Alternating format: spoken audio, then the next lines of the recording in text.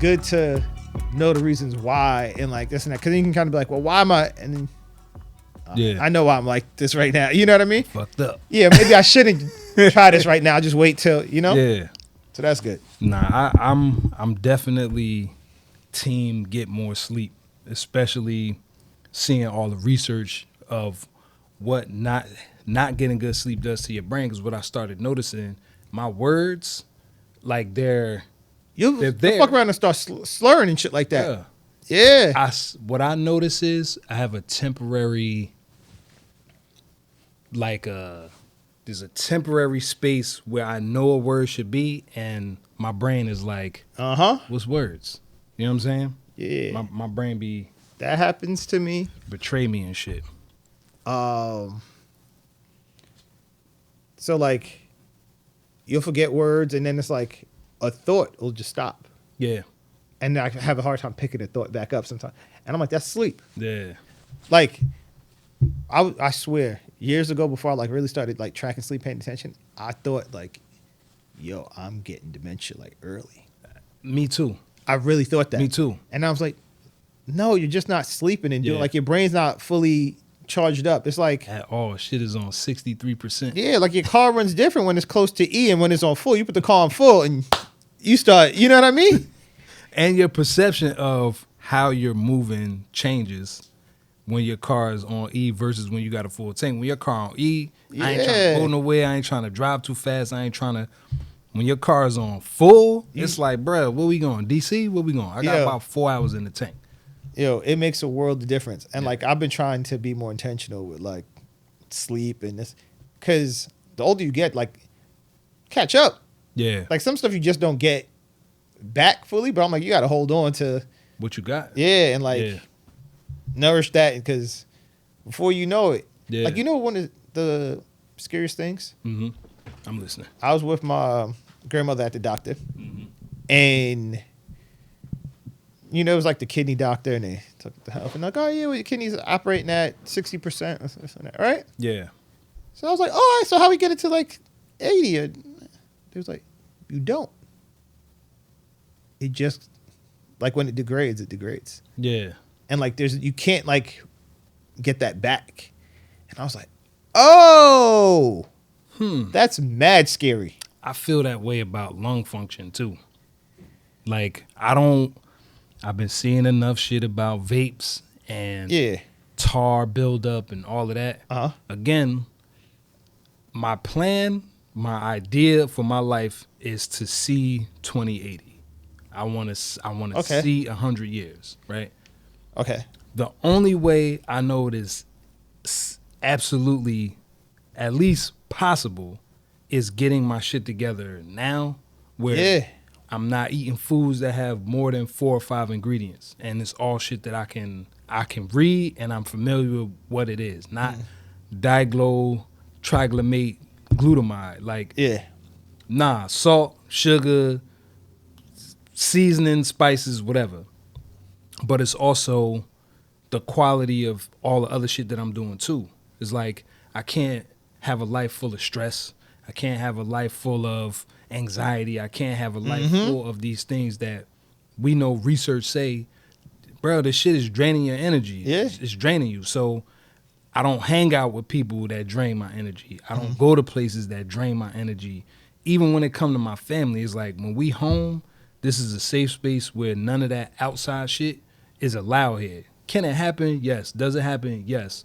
But far and few in between, because we all have to protect each other too. It's not just me looking out for the stress that I'm experiencing, but am I being stressful to you too? Am I bringing you a bunch of bullshit that you're not really trying to handle right now either? And letting that be a conscious everyday decision. Like, now, what we eating now, bruh, sweet potatoes, sardines, quinoa, veggies, steamed veggies, or I put them in a pan and grill them, staying away from the microwave as much, even staying away from the air fryer, because I'm starting to read shit about the coating that the air fryer has those, PFAS? Yeah, it's the same shit that's in like the stainless steel pans and all that stuff that you're not supposed to use. And I'm like, dog, it's about to be cast iron, everything. Yeah. avocado oil and coconut oil to cook stuff. Like it makes me remember when my uncle was passing away at Jersey City Hospital and shit. And he's like, Baith, I went to give him a haircut. He is checking out. Yeah. He's like, do me a favor, take care of yourself while you're young. You know what I'm saying? And at the time, I was in my late 20s, maybe. And I'm like, damn, Unc. And imagine if you would have like fully took that all the way like in at 28, 29, whatever it was. Yeah. That 10, 15 years. Yeah. You know how different life can be if you like, oh, I've just been eating healthy and working out for 15 years. Hell yeah, bro. You're a different person. When I stopped eating sugar, it was because his brother had an amputation. And I've said this story plenty of times, but that was like probably the most optimal time that I could remember that I paid attention to my health. Like I wasn't taking no shorts, no shortcuts. I wasn't trying to hear somebody saying, well, that's not really healthy you can't lose that much weight in. Yeah. Says who? Especially knowing now that all of the research data that we have to go off of, what is a healthy range for your kidneys or for your brain function or whatever, it's all based on a white man. Yeah. So how am I supposed to feel comfortable knowing that I have signs and signals that my body is not functioning at 100%? And I'm also utilizing these guidelines that are put forth. It's not to say that they're all untrue. It's just getting to a place where I'm actually listening to my body. When I wake up in the morning and I don't feel myself. When I'm walking out, when I'm experiencing my day and I notice that I have a funny pain somewhere, or like with smoking. Yeah. Feeling like, how am I winded walking up a flight of steps that I walk up all the time? Nah, bro. Something is amiss. Something's wrong. Yeah. You know what I'm saying? Yeah. What else always drives me crazy is like people like, oh, you don't eat too much fruit or don't eat too much this, right? Yeah. And I'm like, nobody has gotten diabetes from eating too much fruit. It's true. That's never why you got the diabetes. Show me the empirical study that says. Right. Fact. Now, if you say, oh, somebody who has diabetes probably shouldn't eat too much fruit, that's different. Facts. But you don't get diabetes from eating too much fruit. It's just not factually true. Yeah. And it's the whole thing. It's not like you getting the fructose without the fiber. Yeah. You're getting you're getting the whole. That balances it out. Yeah. Yeah. Yeah. That part. But so much of it is like balance in life. Not just because we just mentioned balance in fruit, but like working out, doing all that. And then it's like, have your job and your passion and this and that. And like trying to balance all of it. Yeah. It's the toughest part. And more I've been hearing people say there's no such thing. No. As balance. Like everything kind of goes up and down and this and that. All right.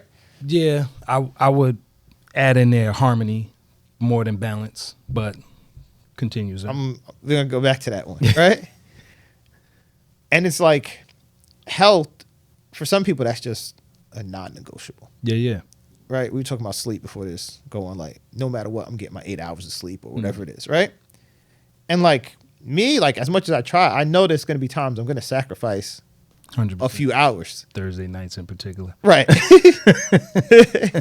going to sacrifice some hours, whether it's to do the podcast or like work I got to get done. Or I got to show up for family. I'm the and I'm like, that's the toughest thing that I'm finding myself having to like deal with the older I'm getting is like that balance. Like, how do I make sure I'm present enough for my family, my fiance, my friends, you know what I mean? Yeah. And then I'm also doing things that I like and being present for myself. Yeah. And being present for a job and a passion and a side project or not even a side project, a project. You know, I hate to say a side project because it's a project. Yeah. And then still show up and be healthy. You know what I mean? Yeah. And it's like this weird thing because people always talk about, oh, well, cut some stuff from your life and don't do this and that. And when you find joy in so many things and this and that, it's kind of tough to just cut things out your life and cut out your life. Because there's a grieving process that people don't ever talk about outside of like death. Yeah. But there's a grieving for the way friendships used to be, life used to be, a job used to be, relationships, you know what I mean? Where it's like, that's it. Yeah. There's no going back to that. Oh, I wish we could go back to that. And I think a lot of times people don't know how to accept a grieving process that doesn't necessarily involve a death. Yeah. Because it seems like there's a way you can get it back. Mm. And then there's a struggle process where you're trying to hold on to the old and the new at the same time, or like the future and the past. And the problem is that we don't necessarily, in most things that we lose in life, it's not a conscious decision or effort to cut off. It's just over. Yeah. Like now I started playing basketball again and stuff like that. But I never intended on not playing basketball. I was like, oh, this is my last day playing basketball. It was just... I'm hang it up, guys. Yeah. That's it. This was just the last day with me and my friends. We went and played basketball. Nobody knew it was our last day playing basketball together. We just went, and then life starts to happen, and then... Niggas ain't been on the court in 3 years. It's the Sandlot. Yeah. You remember how so-and-so stopped showing up, and this person moved, and that person... Yeah. And then it kind of just ends. Yeah. And it's like, you never know it's the last day, so you don't necessarily have as much gratitude and appreciation for it. You take it as for granted, like, oh, this is just what it's going to be, and it'll always be, and it's not always like that. Yeah. And then one day it's just... Gone. And then by the time you realize it's gone, you're like, oh no, how do I get this feeling back? Now you're sad. It's gone. And I don't know if I said this the last time we did an episode, but I remember when we started the podcast, it had to be like within the first month or so, maybe even been the first episode. And I sat there and I just remember, I was like, wow, one day is going to be the last day we do this pod. And I was like, I don't know when that is. Yeah. Right? I hope it's in the very distant future, you know? Yeah, facts.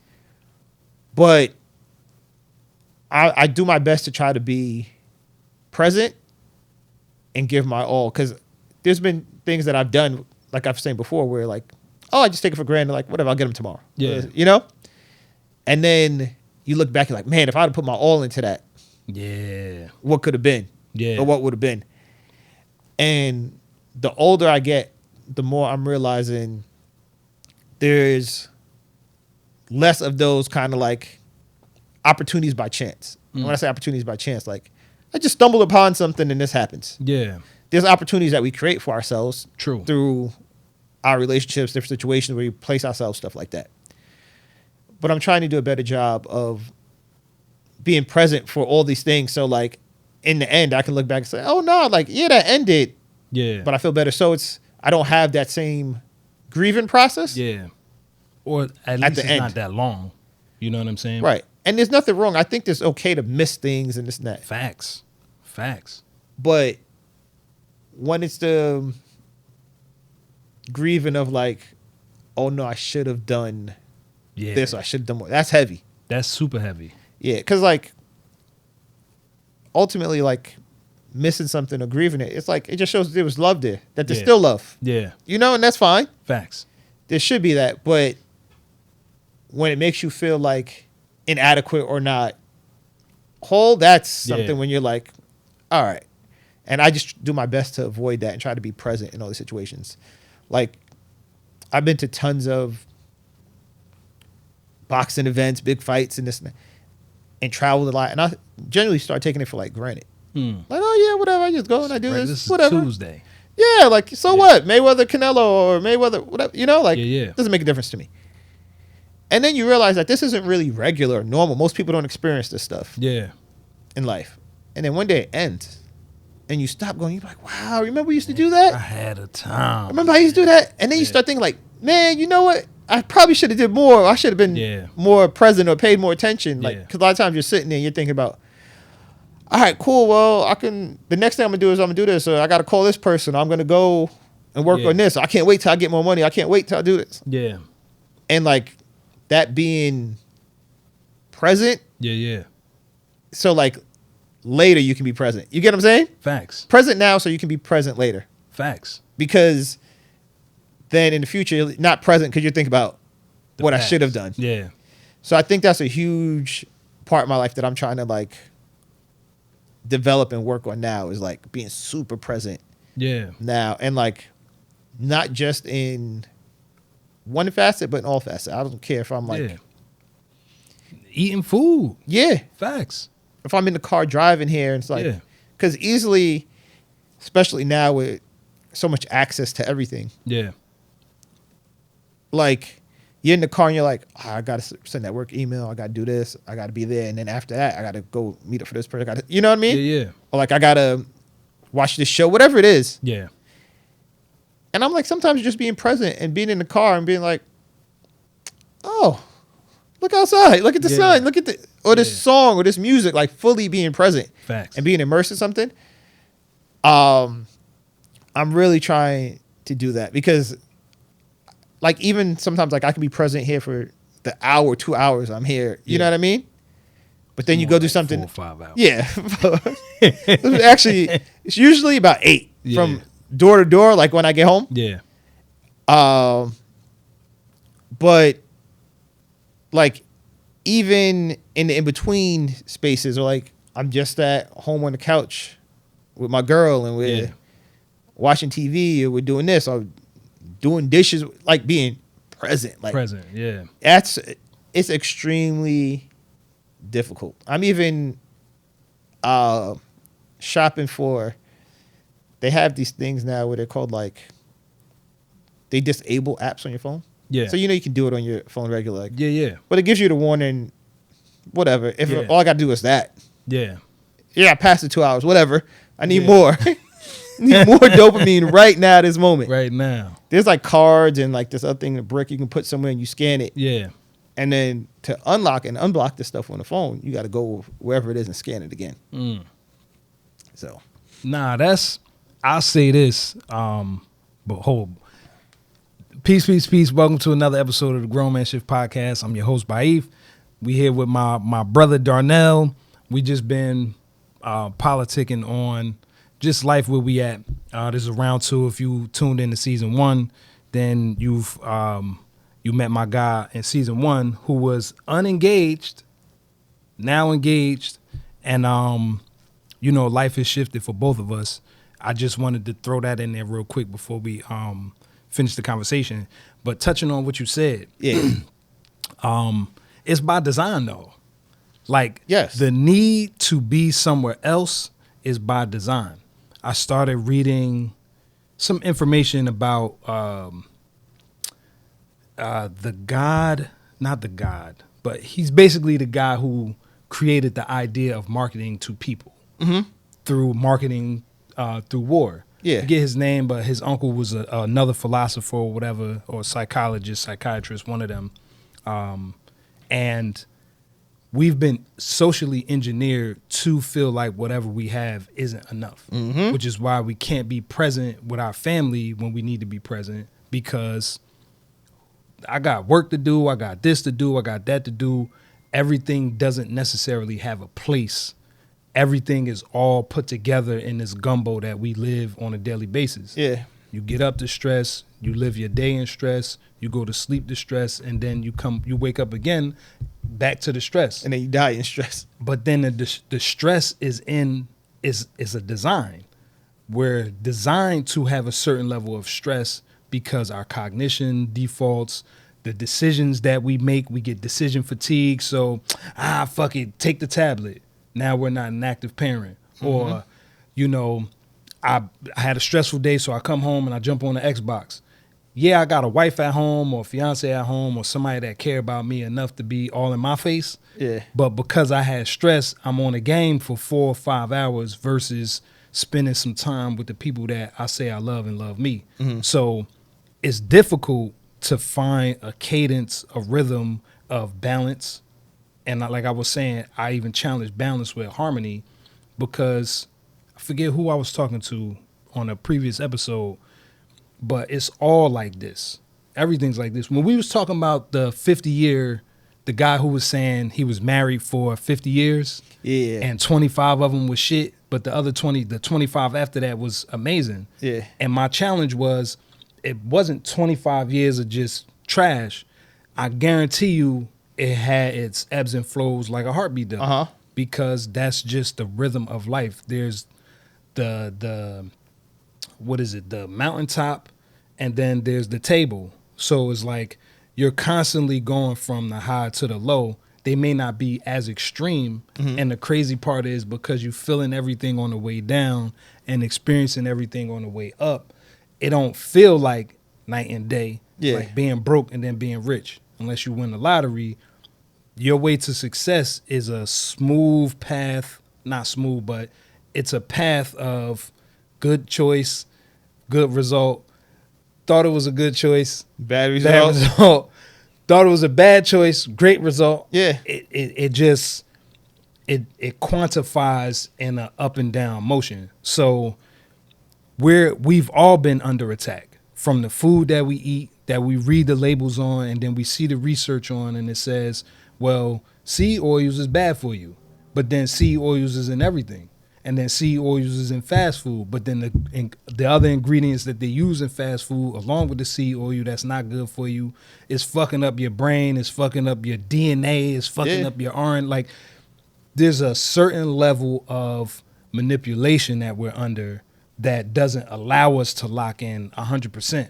I don't know why, other than to siphon our energy, because we're the matrix, we're the battery that Morpheus said. Yeah. Where the machines want to turn us into. Why? I don't know what the ultimate goal is of the machine or the system, but I do know having us distracted is why a lot of things are the way it is. Why there's such an attack on people for exhibiting a thought and a thought and a way of doing things that's outside of the system. Like, you'll be looked at crazy for, I'll use me as an example. Yeah. People thought it was interesting or questioned the love I have for my wife because we got married at the courthouse. Yeah. Well, the truth is, why do most people have super huge weddings anyway? It's not really. It's because we've been marketed that this is how you do it. You get the biggest diamond, you have the biggest wedding, you make the biggest family, because this is how we're marketed to. As opposed to, well, what do you really want? Do you want 10 kids, or do you not want kids at all? You know what I'm saying? Do you want to have the house with 17 bedrooms, or do you want to gallivant through the world and just, studio apartment it up, whatever it is? But I just feel like the difficulty of the grieving process from becoming who I'm here, and now I'm moving my life, my energy, my thoughts, my focus to here. Yeah. It always gets fucked up in the process because we're told to think and be and move a certain kind of way. And when we're not on that cadence, we fall into that deep, like, regret. Like, oh man, I could have, and I should have, and I would have. And it's just important to have silence. It's important to have not being alone, but solitude. It's important because now you get to see how you think. I was listening to something from Bobby Seale. I'm saying Bobby Caldwell. Shout out to him, White Heat. I was listening to Bobby Seale, and he was saying, when you have the thought to do something, and you immediately get a response from your higher self, I want to work out. And then your higher self says, cool, because we don't have this, and this on these days. We could probably do it. And you come up with the whole plan. But because we're challenged with all of these other ideologies, it's hard to be okay with listening to that inner voice that's actually telling you exactly what you need to do, but we second guess. And in the second guessing, it's not a good idea. But then if I do that, is this person or that person or this group, or it starts to become so much not even about you and the thing anymore. Now it's about the perception of you and the thing. Now it's the perception of what you're seemingly giving up and shit like that. And stay at it, because I'm in here with you. I'm 45, turning 46. The goal is to be at the most optimal health that I've been in my life, right? Mm-hmm. So the goal isn't doing 100 push-ups every day and what I've been trying to do that has set me back. What can I do? I have a gym in my building, so I don't have an excuse that I don't have access to a gym. I just got to go 3 floors down, and I'm lit. It's not lifting the heaviest weight. It's making my body as active as I can, the way that I can. So I'm not saying go to the gym and do 1 push-up and then go home, but I am saying that my process is allowing me to become at least 1% better on a weekly basis. Maybe I'm not hitting all 5 days, but I guarantee you the last few weeks, I've been in the gym 4 days. I've hit my exercise rings, all 3 rings. 4 days out of the 7, I've been more consistent now. And I feel good. Is it totally where I want it to be? Hell no. But it's okay because I'm looking at the runway saying, like, you know what? That's the goal, to assess, not even to be somewhere. Yeah. When I turn 46, it's to assess. What did I do? How did I do it? Where did I fall short? What made me fall short? Did I reorganize my energy to make sure I stay on a task, as opposed to feeling like when I turned 46 and I didn't hit all of these metrics that somehow I failed. Nah, what didn't I do that now from 46 to mid 47, I can start putting that stuff into play? Like how you were saying, you have these opportunities and you in these places where you take it for granted.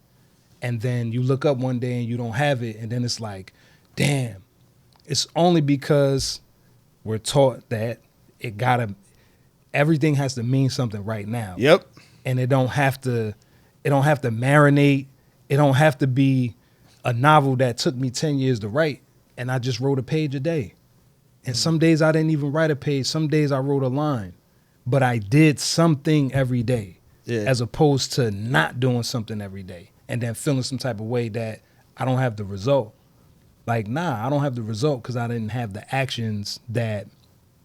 healthy actions that preceded it. I'm just worried about that, as opposed to being present. Like you said, being present. I'm showing up. I'm putting my energy where I know it'll fit best for the outcome long term, whenever it shows up. So, yeah, man, I appreciate being around people that have a certain level of insight that it's not status quo insight. It's like, nah, I'm moving kind of outside of what everybody feeling like it should be or saying it should be, and tapping more into what actually works. And like a lot of times people weren't, I can't even say people, I just talk about myself. Yeah. I wasn't ever questioning myself about, well, why do you feel this way when I'm doing something, processing? What feeling am I having when I'm doing this? Yeah. Right. So a lot of times that manifests in like in your 20s when you go out and, you know what I mean? And it's the drinking and partying and finding girls and doing this and, you know, and spending money. And it's like tomfoolery. Yeah. And then you start asking yourself, well, why am I doing this? Yeah. Like, oh, because it feels good. Well, why does it feel good? Yeah. Right. And then you go, all right, well, why do I want to feel good? And then does this really make me feel good? If it's a fleeting feeling, I got to do it again. Yeah. You know what I mean? And then you feel bad and you feel down because you're in this cycle of constantly chasing something. You know what I mean? Yeah. And when you start to question that stuff, especially as a black man in their 20s or 30s or whatever, any age, most likely. You start to ask them, you start looking around and asking people, they start looking at you crazy. What you mean? You don't like that? So you don't want to do that? You don't even like to get new cheeks, man. One day I told, it was my friends. Mm-hmm. It was like 2 or 3 of them, and like 2 of their like girlfriends or whatever at the time. Yeah. And I was having a thought, and it didn't fully flesh out or anything like that. I was just kind of just like going. I was like, money doesn't really mean anything.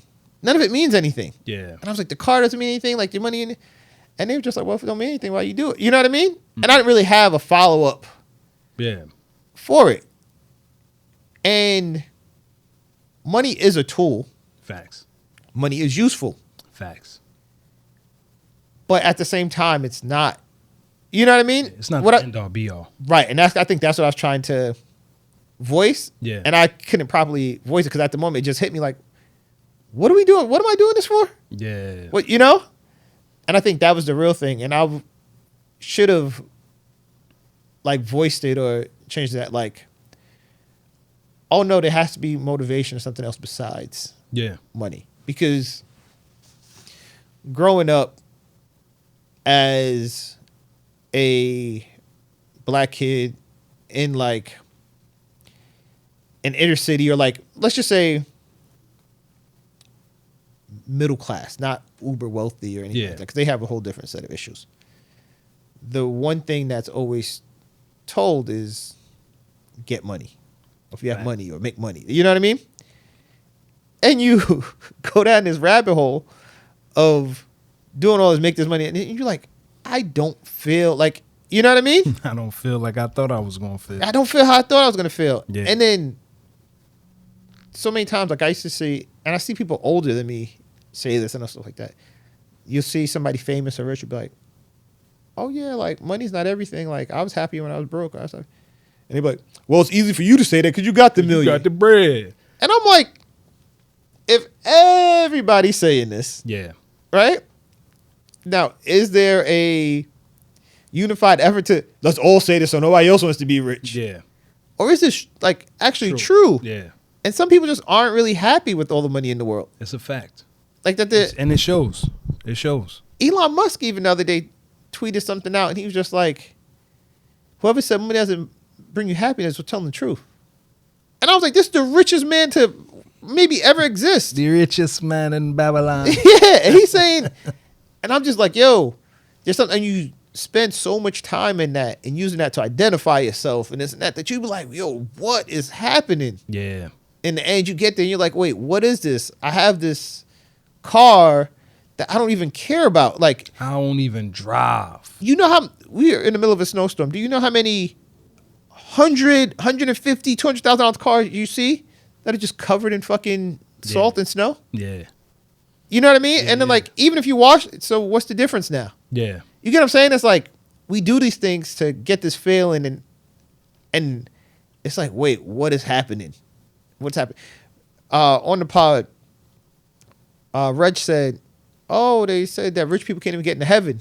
And like the past 6 months or so, definitely since last summer, I've been trying to get more of a spiritual understanding of myself. Oh, my fault. Yeah, you good. To get more of a spiritual understanding of myself. Right? How have you been embarking on that process?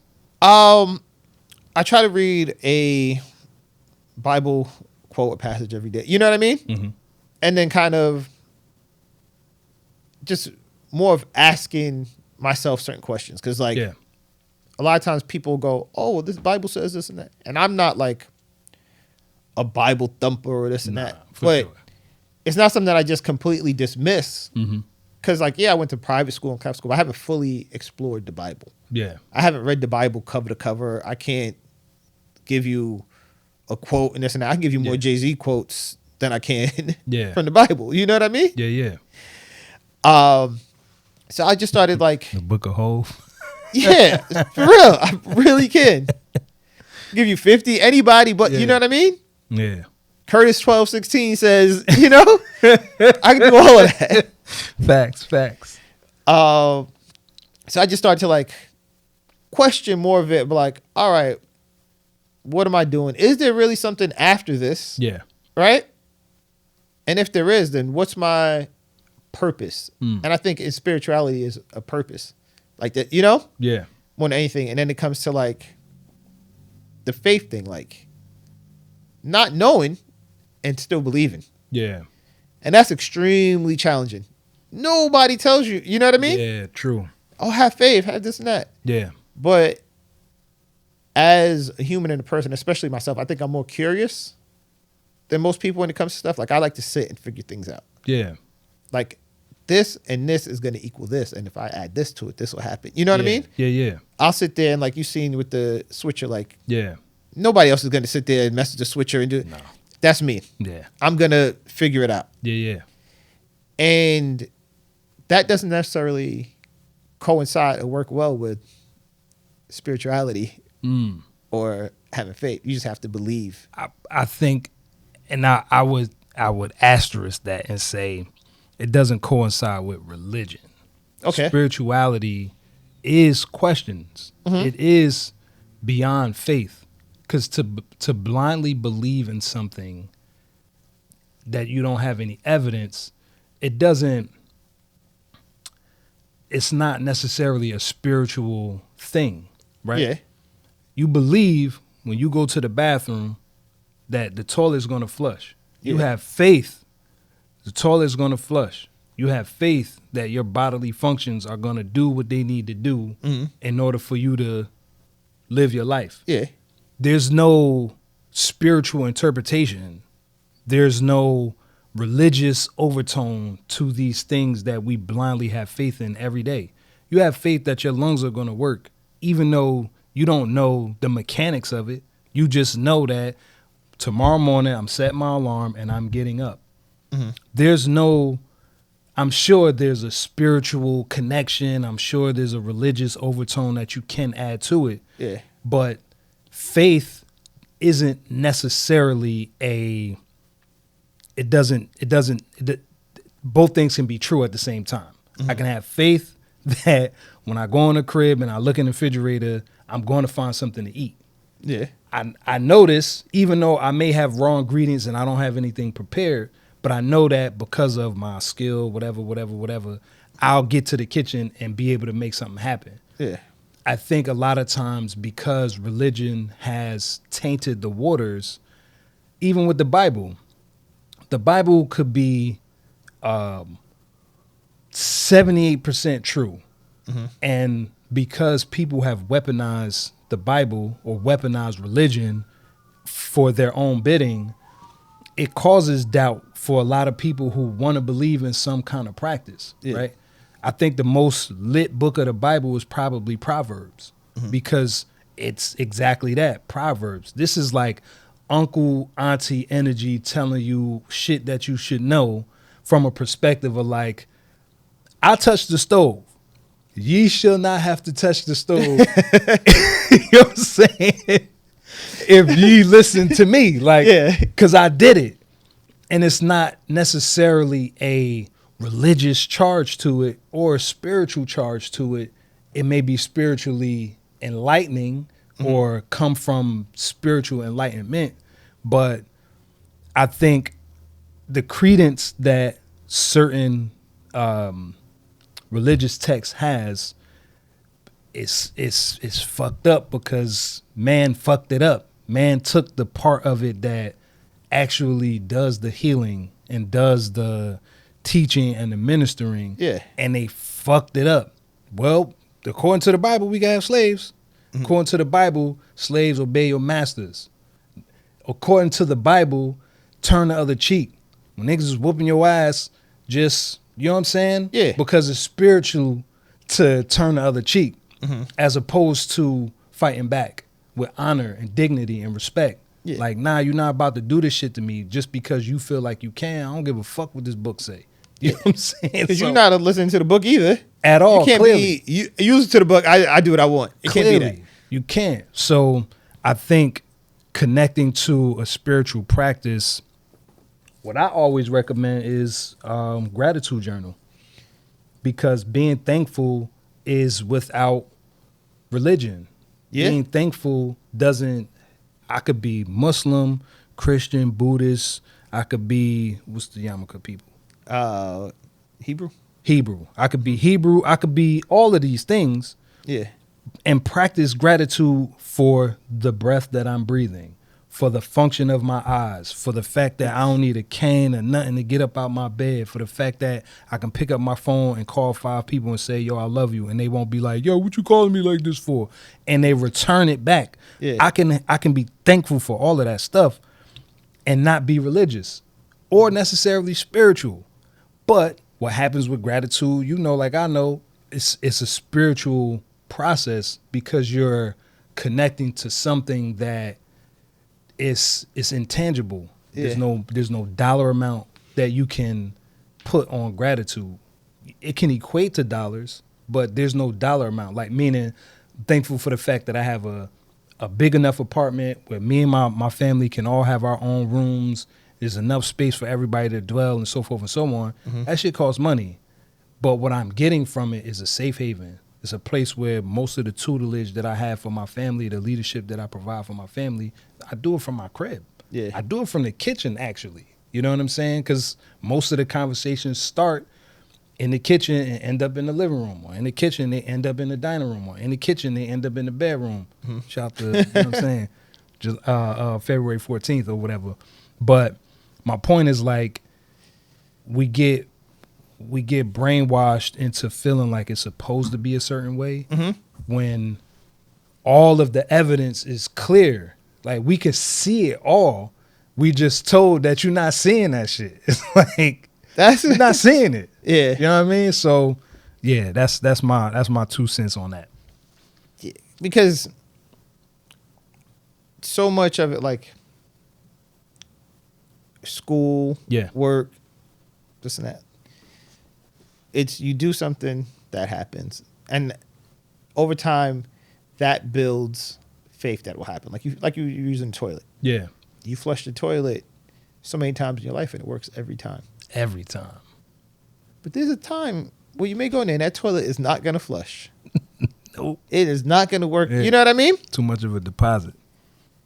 And it's like, it's the faith to have that first step, like the first time ever flushing the toilet. Mm. It's like children or babies, the first time they do stuff, they're like, you know, a lot of times they just have faith, like whatever, like, because they don't know.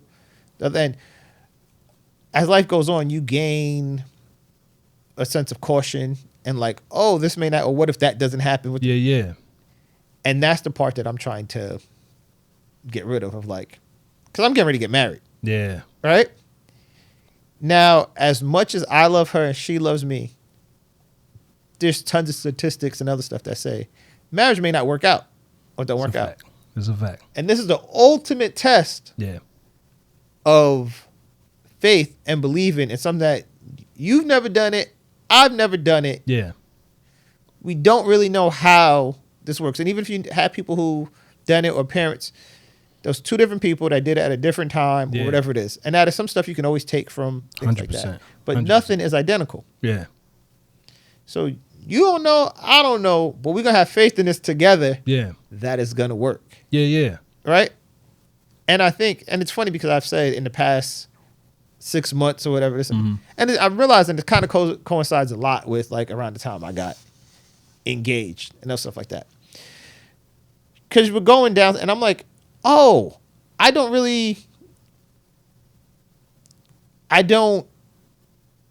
know like what the process is that says this definitely works. Yeah. You know, you'll meet people that'll say, oh, finances, we do everything together, or like that person just handles that and that person handles this and it works. So like, oh no, we do everything 50-50, or we do, you know what I mean? Whatever it is. Or like they keep their finances there, I keep my finances here. And it's like, cool, that works for them, but you have to find your own thing and this and that. You have to have faith in yourself, the process, the other person. And it's like, Facts. I start to question. And I was just like, how do I, because I like to stack things in my favor. You've probably seen this with me. Like, we'll come and you're like, why does Darnell have 17 different cables that does this and that? Because I like to stack in my favor. Yeah. Oh, that's going to go wrong. You know you prepared enough. I know I'm super prepared. Yeah. There's no real preparation for marriage. Yeah. And super, like, random, but Jerry Seinfeld on one of Wale's albums, he has a song Matrimony. He talks about marriage is like a roller coaster. Yeah. And he said you can never really be prepared for it. It's a new growth. It's new. You don't know what it is. You don't, Yeah. But it's just having faith in that this new growth is gonna work. Like imagine you just woke up and you looked and you said, well, fuck, I started growing wings. Like, oh shit. Yeah. But now you gotta have faith that these wings work. Yeah. Whether when you're falling or you're getting off you jumped off a plane or the building's on fire, gotta jump out. Yeah. Never used these before, but hey, I'm hoping you motherfuckers work now. Yeah. Facts. You know what I mean? Yeah. And I'm working towards that part of like having faith in my wings that no matter what, and that's God. Yeah. That's God or the universe, whatever it is. Yeah. Because there's no rhyme or reason. Nothing in life has been 100%. Except death. Except death. Yeah. Right? That's true. But, and like, not to get super crazy, but like, we say except death. Yeah. Right? But who the fuck knows in 1,000 years if that's not a thing? Yeah. Like, except death. Yeah. Until, hey, people don't die no more. Or everybody don't die. You know what I mean? Man, people don't die, man. We just live forever. I mean, according to the Bible back in the day, people was living to 700,000, but there's so many theories on that. Yeah. I won't get into it. But imagine that if like, until it changes. Everything is absolute and until it's not. Yeah. You get what I'm saying? It's true. It's true. And it's like, who's the scientist? Newton. His gravity, how he came up with how gravity works was disproved by Einstein. Einstein disproved it, and then because his theory was based on the size of a thing and how the relation of the size of a thing versus gravity. Yeah. And Einstein was, it don't matter. Gravity worked for everything the same way. Obviously, the heavier an object is, the more velocity it has, depending on the distance. But a thing doesn't fall. All things fall. Point blank, period. Versus this thing falls faster or slower. It's the velocity and the weight that changes it. Anywho, but like you said, a lot of shit gets disproved. Even now in what this age of information that we've been in, we're finding out a lot of stuff that was true is not really true. Yeah. Things have been interpreted and reinterpreted and reimagined and for so long that now it's up. It's like, oh, the shit that you believed in for the first 20 years of your life is totally different. Yeah. Yeah. And like that's with anything. Yeah, facts. Right? Because like we take these things as like this is absolutely just how it has to be.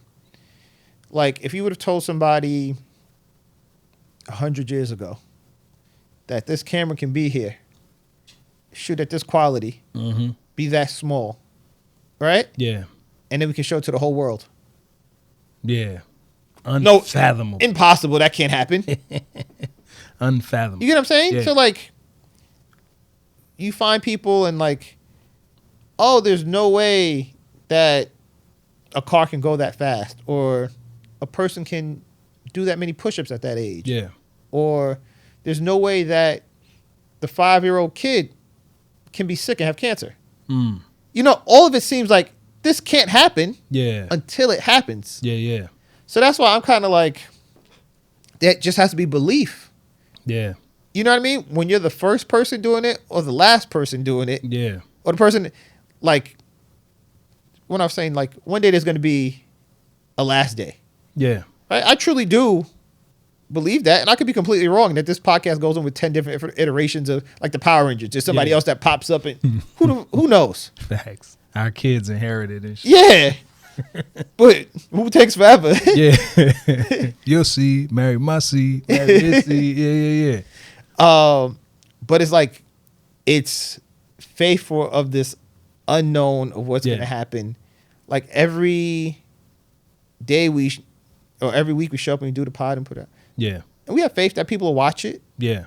But it's never a guarantee. It's not a guarantee that everybody watch it. It's true. And it could be, you know what? Yeah, we expect this. And then we wake up in the morning. It's like, why does my phone have all these calls? Like, what is happening? Like, why did the world take to this so much? Like, yeah, true. I watch it. I even watch it with, like, social media. Because, like, I've been trying to understand what works and what doesn't. Like, why are people gravitating to this? And why, like, I'm seeing, like, oh, on all platforms are gravitating towards this, or they gravitate. And I'm trying to do, like, a study and figure it out.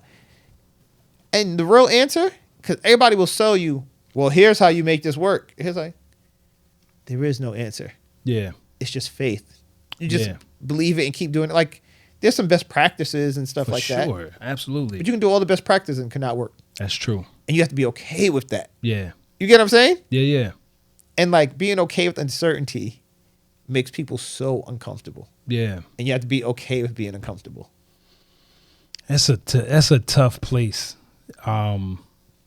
Again, because we're hijacked to believe that there's always a quicker way. There's always a way to circumvent the process to get from point A to point B. Prime example, the new GLP-1 pill. Oh, yeah. Right? Why are people, the pill suppresses your appetite. Mm-hmm. Instead of telling people. So it's not a shot no more? They still have the shot. Okay. But the pill does what the shot does without getting the shot. Right? Okay. But if it suppresses your appetite and you're eating less, why do I need a pill to push me in a space where I say, you know what? I'm going to just choose to not eat as much as I was. I'm going to just choose to eliminate these things out of my diet. I'm going to just choose it. It's because we've been hijacked to believe that what we have is never good enough, and what we want is we're not going to be whole until we get that. Yep. I'm not going to be happy until I'm in the body that I want, instead of being happy that I'm engaging myself in a process on a daily basis, that I'm using my mental energy and my physical energy on a daily basis to sow into the process. Same with the pod. The reason why our faith works is because we have faith in the commitment. Yeah. We have faith in the commitment. And we're also held accountable to see the commitment through. There's not a week that goes by where if somebody don't show up, there's a text message or a phone call going out. Yo, you pulling up? Oh, all right, cool. Only because we have faith in the commitment, and we have faith that everybody else has faith in the commitment. Yeah. Obviously, doing some shit for 5 years with no guarantee that we're going to make bread. But we know that if we show up, the evidence is going to show up at some point. Yeah. Because of what we're putting into it, as opposed to what we're getting out of it. If day one was a measure of did we get paid or not, it'd have been quiet. Yeah. Grand opening, grand closing. But the fact that we all know that there's a certain level of process that goes into something, into building something, bro, it take you 25 years to be 25. You don't wake up as a baby, you're not born, and then the second day you've been here, now you're 25. It take 25 years to do that. Yeah. Now, are you doing it with the right tutelage? Are you doing it with skill? And are you doing it with poise and ease and so forth and so on? It depends on all the factors that it depends on: environment, parents, structure, familiar structure, shit like that. Yeah. Do you have ailments or not? Whatever, right? But it's like I'm having more faith in what's in the process as opposed to what the outcome is. Yeah. Because I can't determine how The outcome. we can't determine if year 10 we all multimillionaires sitting doing everything we want. We don't have control over that. But what we do have control over is the process that'll push us in that direction. So if the process is come every day, shoot 2 episodes, provide extra content, blah, blah, blah, blah, blah. Yeah. Work on the visuals, crispy up the vocals. Like it's a rudimentary part of the math that says if I have faith in the process, if I have faith in the thing, if I have faith in the action, in the input, that the output can be favorable, or at least I have more of a chance for the outcome to be favorable than not. We know a lot of people who played ball in high school and had dreams of going to the league, and it just didn't work out. Yeah. For whatever reason, right? Same with rappers. Like, bruh, you couldn't tell me when I was rapping that I wasn't going to get signed, even though it came close to that like 2 or 3 times, Yeah. right? But outside of my control were the circumstances. But the control would have been, regardless of the circumstances, I have faith enough in myself to circumvent the machine and still showed up every day to the gym shooting my shot. Right. I didn't. So I can't blame the missed opportunities on because this person did something or that person did something or that person did something. Nah, because I have faith enough in myself and in the process that these people don't even exist. They're not even a part of the inner circle that could even rock the boat, because I'm seeing what goes into the math for this shit to work. Now, is it 100% guaranteed? Obviously not. But I think putting ourselves more in a position of power in the process versus the outcome changes it completely. Yeah. What's his name? The 4-hour work week guy. He only does 90 days, like 90-day sprints. He's like, I might have a 5-year goal, but I do 90-day sprints because he knows that once he starts out on a journey, chance comes in. Yeah. But chance only comes in because you start the low-key journey. invite it. Yeah. You invite chance to say, look, I want to become a world-class filmmaker. And the evidence says that, well, if I go to this film festival, that there's a chance that I may meet somebody, right? Yeah. But on my way to this festival, I done bumped into somebody at a corner store that's ain't have shit to do with the venue, but then the person that I met ended up being the person that I need. Yeah. Like real shit, I'm living that right now in real time. I hit one of my mans up to come up with an event. Especially in the city of Newark, there's not really a lot of live music happening. Yeah. So I'm like, bro, he got a band, this is what he do, blah, blah, blah. Hit him up about that, and it ended up turning into something totally different. That's what I'm actually working on. So I'm like, was it chance? Was it my faith? Was it whatever it was? And I went to high school with homie. Yeah. Like, went to high school with him. This is my dog. Had no clue that the call I was making was going to change the trajectory of what I've been working on for the past 3-4 months. I had no clue, but I have the faith and the bravery enough to embark on this journey to say, I'm in a space and I'm having conversations with other men who are in a space. And the one thing that we both have in common is we have these conversations with other people behind closed doors. Yeah. How dope would it be to provide a platform where now these closed door conversations are actually out for public consumption? I didn't have, because I could get sponsored by Men's Health magazine and the strategy to get them in my clutches and blah, blah, blah. Nah.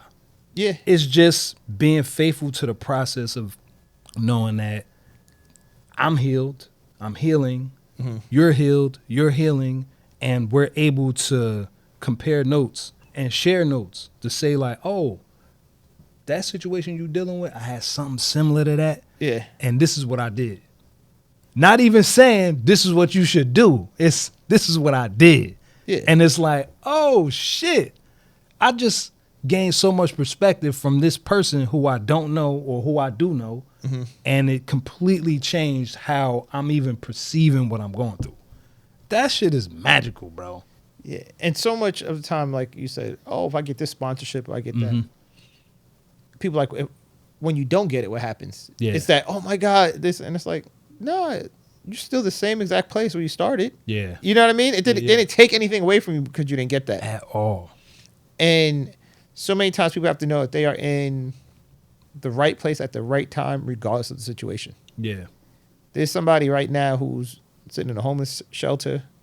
Somebody's at a funeral. Somebody's shooting heroin. Somebody's on a yacht. Somebody's in an office building. Somebody just retired, counting all their money. Somebody just got fired from their job. Somebody got fired. Whatever it is, Yeah. you're in the right spot for the right reason at the right time. Yeah. Right? And as long as you know that even if you don't think you're doing the best you can, the universe has you doing the best you can at that moment. Right? And when you get that little sliver, that little space, Yeah. when you fail and you say, I could be better, or I could do better, Yeah. Yeah. it's important to take that and use that. Yeah. Because that's where the change happens, like all the incremental Facts. stuff, like the 1% a week Yeah. that you were talking about. So you do whatever little can to get a little bit better, get a little Yeah. bit better, you know? Facts. And that's kind of when like change happens and stuff like that. Because there's mad people who quit the podcast. I'll quit a podcast because I ain't making no, you know what I mean? Yeah, I was doing that shit for like 6 months, yo. Yeah. And you don't know what happened on year 4. Yeah. You know what I mean? Year 4 could have been $1 million year. Yeah. Or not even that. It could have been the year you changed multiple lives, or you could have changed Yeah. out of the 100 people that listened. Yeah. One of those 100 people could have been the next person that goes on to do something, and you made that impact in their life. And there's this podcast. You'll never know. That's a fact. You'll never know who you're impacting or what you do. You know. Yeah. Yeah. And so much people is just like, I need to see and I need to like have proof and like look what I did. Before I even do anything, I need to see that it's going to work. Yeah. And that's the faith part. Yeah. You know, there's people that I've had a chance to run into, whether just out in public or like have reached out to me on social media. That like, I have like, what are you doing watching the show? And the fact you enjoy it so much, like, Yeah. oh shit. You know what I mean? Yeah. Like that's lit. Yeah. And it's like, there's no guarantee that the $1 million come or whatever it is. But I'm in the right place right now. Yeah. Doing the right thing with other people that are in the right place right now, doing the right thing. Yeah. Even if it's the wrong thing, you feel bad, Yeah. right? It's part of the puzzle. Yeah. True. It's part of the puzzle. Like, we've all had unfortunate or bad circumstances. Facts. But if we don't have that one circumstance or that one, where does it put us now? Yeah. Does it put you in an even worse place? Does it put you? We don't know. Yeah. We don't know. Yeah. And it's just like, because I feel like this has been like a huge stream of consciousness. It's being present and aware that, all right, cool. I'm here now. I'm grateful I'm here now. Yeah. And while I'm hopeful and have faith that I'm going to go somewhere else, I'm going to trust this process and do whatever. You know what I mean? Facts. Yeah, it's letting go of that control that, you driving the car, but you're not driving the car. Yeah. It's You're not true. driving the car. Somebody was saying, and I feel like I've been getting a nudge too. Shout to my homeboy Sam Cologne. Sam always says to me how the universe gives you the messaging in mad different forms, right? Yeah. You ride down the street and you see a bunch of kids playing and it makes you think a thought or feel a feeling. Yeah. But that thought and that feeling is like journey related. or you're walking, you're in the bodega, and then a commercial comes on, and the commercial says a word that you're like, oh, word association, and then it takes you somewhere in your path, right? I feel like we always get the nudge to move. I think where the faith comes in is like having the courage to accept that what we're seeing is, or what we're perceiving in the moment is based in truth, right? Because a lot of times, a lot of us are on the opposite end of where truth resides. Yeah. We've been taken advantage of. We've had situations that didn't necessarily find its way to some form of success or victory or whatever. But I think having the courage enough to invest in where it matters the most, where you are, what you're thinking, how you're feeling, where do you want to express your energy, so forth and so on. I think that guides the ship a lot more, as opposed to it just all being circumstantial. I think they're both one and the same. I think the circumstance is related to the journey, or it's related to where I'm putting my feet, versus it being the opposite way around. Because like you said, we've all experienced some unfortunate situation, and as much as we want to control the outcome of everything, we can't control the outcome of everything. Yeah. There was 1 year where I knew 3 different people who their loved one passed away as a result of a brain aneurysm. Right? How do you, and of course, I've done the research where there's ways to see, but they kind of just happen, dog. Yeah. They just happen. So, because you don't just randomly check for those at all. Yeah. And who has the wherewithal to be like, let me go get a PET scan of my body to see if I have any blockages? You don't, unless there's a problem. So to your point, I've realized I'm not driving the car as much as I want to. And this need to have control is what is limiting the kind of life that I could live, because I'm trying to control all of the outcomes, as opposed to where my energy can go best is in all the inputs. Yep. You know what I'm saying? It's crazy. I wanted to, like now, like today. Today is, I have a whole podcast episode fleshed out and ready, but that's not driving the car right now. What's driving the car right now is the fact that I'm sitting across from my boy and we're connecting in a space where the stream of thought isn't, all right, am I making sure the cameras is good, and am I switching it like I'm supposed to? Yeah. But outside of that, it's kind of like, I'm enjoying the conversation, because I feel like a lot of us don't relinquish the control the way that would benefit us the best. I won't say that's right, but would benefit us the best. I always did it this way. Okay, but there may be another way that might be better than the way you're doing it, that might be a little bit more effective than the way you're doing it. So how about being open enough to at least just be curious? You know what I'm saying? Just curious. Yo. Yeah. And that's like you just said, like, be open enough to be curious, right? Yeah. That's something that I know I had to, like, get better at and work on. Really? Yeah. Definitely. Oh, somebody who likes to tinker and dilly-dally in all kinds of things, being open just... Yeah, because the fact that I can sit there and do all the stuff to figure it out, right? Yeah. So now I'm certain. This is how it is. Got you. So now somebody else comes in and like, oh no, but what if we did it this way? We could try this. Nope, I already tried it. I'm like, I done did it 1,000 ways. What do you mean? But maybe there's 1,001. Yeah. like the podcast has pushed me to like be better with that because I would have it completely different where it's like structured and this happens and that happens and blah blah. You know? Yeah.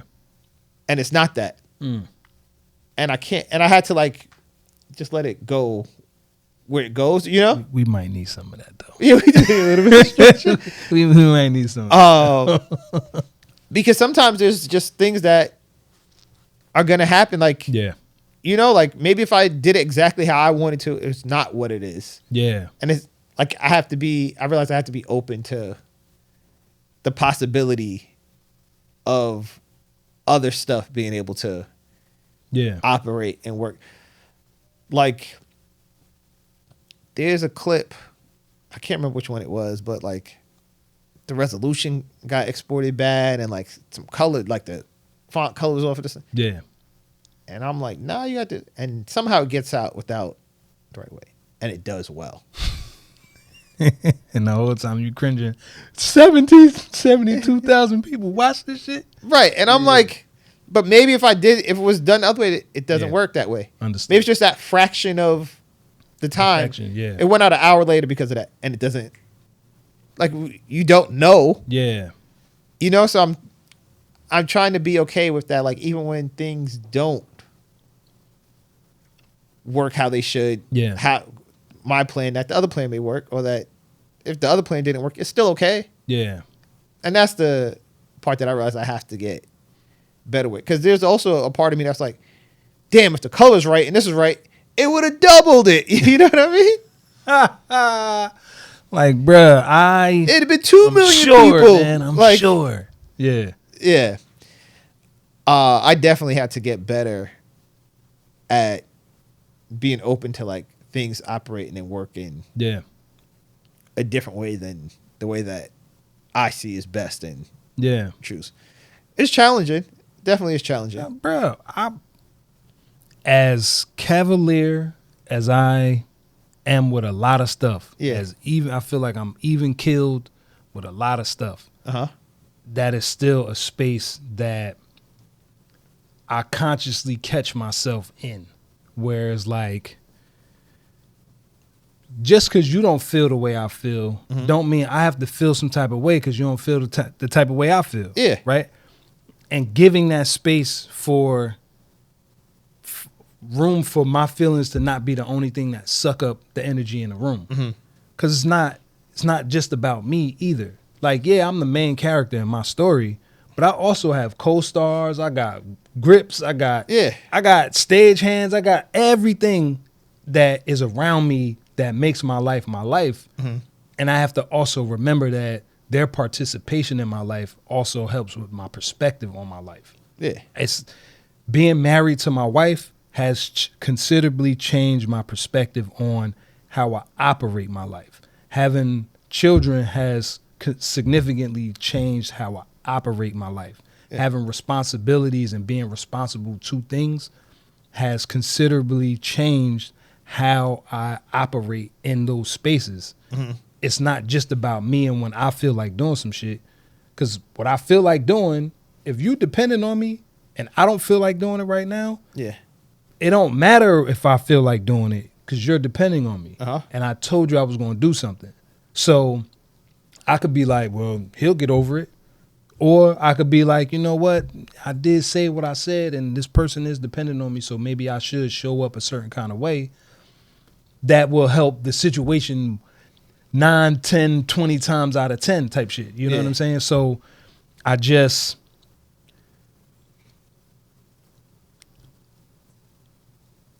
as much as I am open to other people experiencing the experience of me in their way, I still have moments where I feel like because I know something or because I've experienced something, that knowing or that experience doesn't overshadow the experience that I could tell a 2-year-old apply science and mathematics.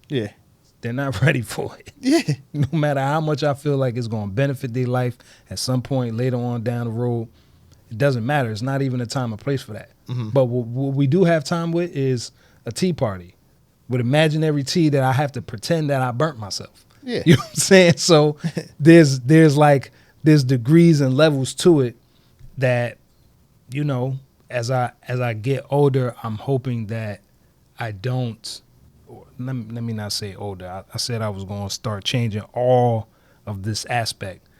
As I start to get more mature in my journey, Yeah. being aware that other people are also on their complete own journey. Mm-hmm. Don't have shit to do with me, even though we're connected to each other. So did you see? I posted something the other day in my stories, and it's like bird's eye view of like a busy street, a bunch of people walking by, and each of them have like a text next to it, and it was like, "Go, ending a decades long marriage. Just got fired, just got promoted. Loved one passed. Just inherited a bunch of money. Just like, you know what I mean?" And it's like, all these people through all the world are going through so many different things at once. Yeah. Right? So, like you said, you have to be like, everybody's on their own journey and their own things at a different place. Yeah. So you can't expect people to have the same feelings, the same, you know? Yeah. And a lot of times people make plans, but your plans very rarely, if ever, only include you. It's true. It's impossible Yeah. because you have to travel from one place to another. You have to depend on some form of technology or tool to do something. Some form of currency. It's never just you. Yeah, yeah. Like your only plan can, like, I'm going to sit here. And like, you need a chair to sit in. You know what I mean? Like, I'm going to stand here. You need a floor to stand on. Yeah. Like, it's never just Yeah. you. And my grandmother always used to say to me, and like, I didn't fully understand it. I just thought it was like an excuse Yeah, yeah. for things. Men make plans and God laughs. And it's like, if 5-year-old me got to have his way and his plan of how adult Darnell would be, Yeah. I'd be a fucking Ninja Turtle. You know what I mean? Like, It's not bad though. it's not bad. It's not bad. A Ninja Turtle, of all things to be, Ninja Turtle's not bad. Yeah, but then I'm a Ninja Turtle and I'm in the suit like, yo, I wish I could hang out with my friends up there. You get what I'm saying? Hey, April. Yeah. Like, it's very, Yeah. if 18-year-old me had the plan, it'd have been, yo, you got mad money and mad girls and all these cars and this and that. But it's like, if God let me have my way, then I don't have what I have now. You get what I'm saying? Yeah. So I have to, currently in this mindset where I go, all right, cool. I'm closing in on 40. I'm going to have this. I got to have that. I got to have. Yeah. Now, if God gives me all of that, what didn't I get? You get what I'm saying? Yeah. I can sit here now and say, yo, I got to have the smartest kid in the world, the biggest house on the block. My kid got to be the best athlete. This Yeah. All right, cool. God gave you that. But did he give you peace? Because your kid done spent all his life around coaches and other stuff learning. You know what I mean? Yeah. Do you guys not have a connection? You get what I'm saying? Yeah, yeah. It's so much of like, what's the trade-off? Yeah. That we don't know. Yeah. We just see what we want. Yeah. Like, I need to have this, but what does it come at? You can have you can have almost anything, but you can't have everything. That's true. That's true. You get what I'm saying? That's true. Cool, you got the biggest house on the block now. Yeah. But how you feel when you drive by a homeless person that don't have no, you know what I mean? Yeah. Or like, maybe that don't bother you, but you got the biggest house on the block, but now you got all this yard and to take care of, and everything's a trade-off or something. Yeah. So sometimes what you want so bad and what you think, you're not processing the trade-off. Yeah. Or prepared to trade it off. Yeah. Like, at all. At 18 or 19, you tell me, yo, you get all these girls in this car. It's cool, but I wasn't processing that. You're at 45, 50, being the guy at the party with all the girls, you kind of, you know what I mean? You're probably not really happy, or these people don't really feel for you or rock with you. They're rocking with you because of things you have. In a room full of people, but you by yourself. Right. Yeah. But they going to like, that's cool, but when you can't get up and party no more and you need help going to the bathroom or your foot broke, this happened, you need a cane, you got to get the chair to go down the stairs. Yeah. Who's there with you? That part. Yeah. 18, you can't see that far to even think that far. True. All you think is, yo, if I had. Yeah. So it's just, nah. I try not, like you said, not to be tied to an outcome or this and that. So I'm like, oh, here's what I think will be cool, but Yeah. God may think something else is going to be cool. Like there's people who've been on 5 and 6 marriages. They did not intend on the first one not going right. Yeah. They didn't. They didn't. But if they don't have 1, 2, 3, 4, maybe Yeah. 5 don't work how it's supposed to work. Yeah. How it's working. You know what I mean? True. And nobody has to set out with the plan like, I'm going to have 3 ex-wives, Yeah. 5 kids. Nobody starts out with that plan. 43 baby mother. Nobody starts out that plan. But now if this guy Yeah. don't have his 40 baby mothers Yeah. and 52 kids or whatever, Yeah. maybe he don't make the music he make. Maybe he don't impact everybody he impacts. Maybe he don't get that moment where he can give the world laughter Yeah. from that. You know what I mean? True. Like, Or you don't know. maybe he becomes a phenom like Yeah. Bob Marley. You know what I'm saying? Yeah. Yeah. You don't know. Like, if Bob doesn't have all those kids, Yeah. there's no Damien. That's There's true. no Steven. You know what I mean? True. There's no Miseducation, the Lauryn Hill Project, to Exactly. be honest. And So- they filmed a lot of that shit at the compound. A lot of it is like, we got our plan, but he got his Yeah. plan for his universe. Yeah. You know what I mean? And if Bob don't have the life he have, and this, that, you know how many people he doesn't impact? Yeah. You know how different musical sound, That's a fact. things will look like. That's a fact. Everything Yeah. plays a part.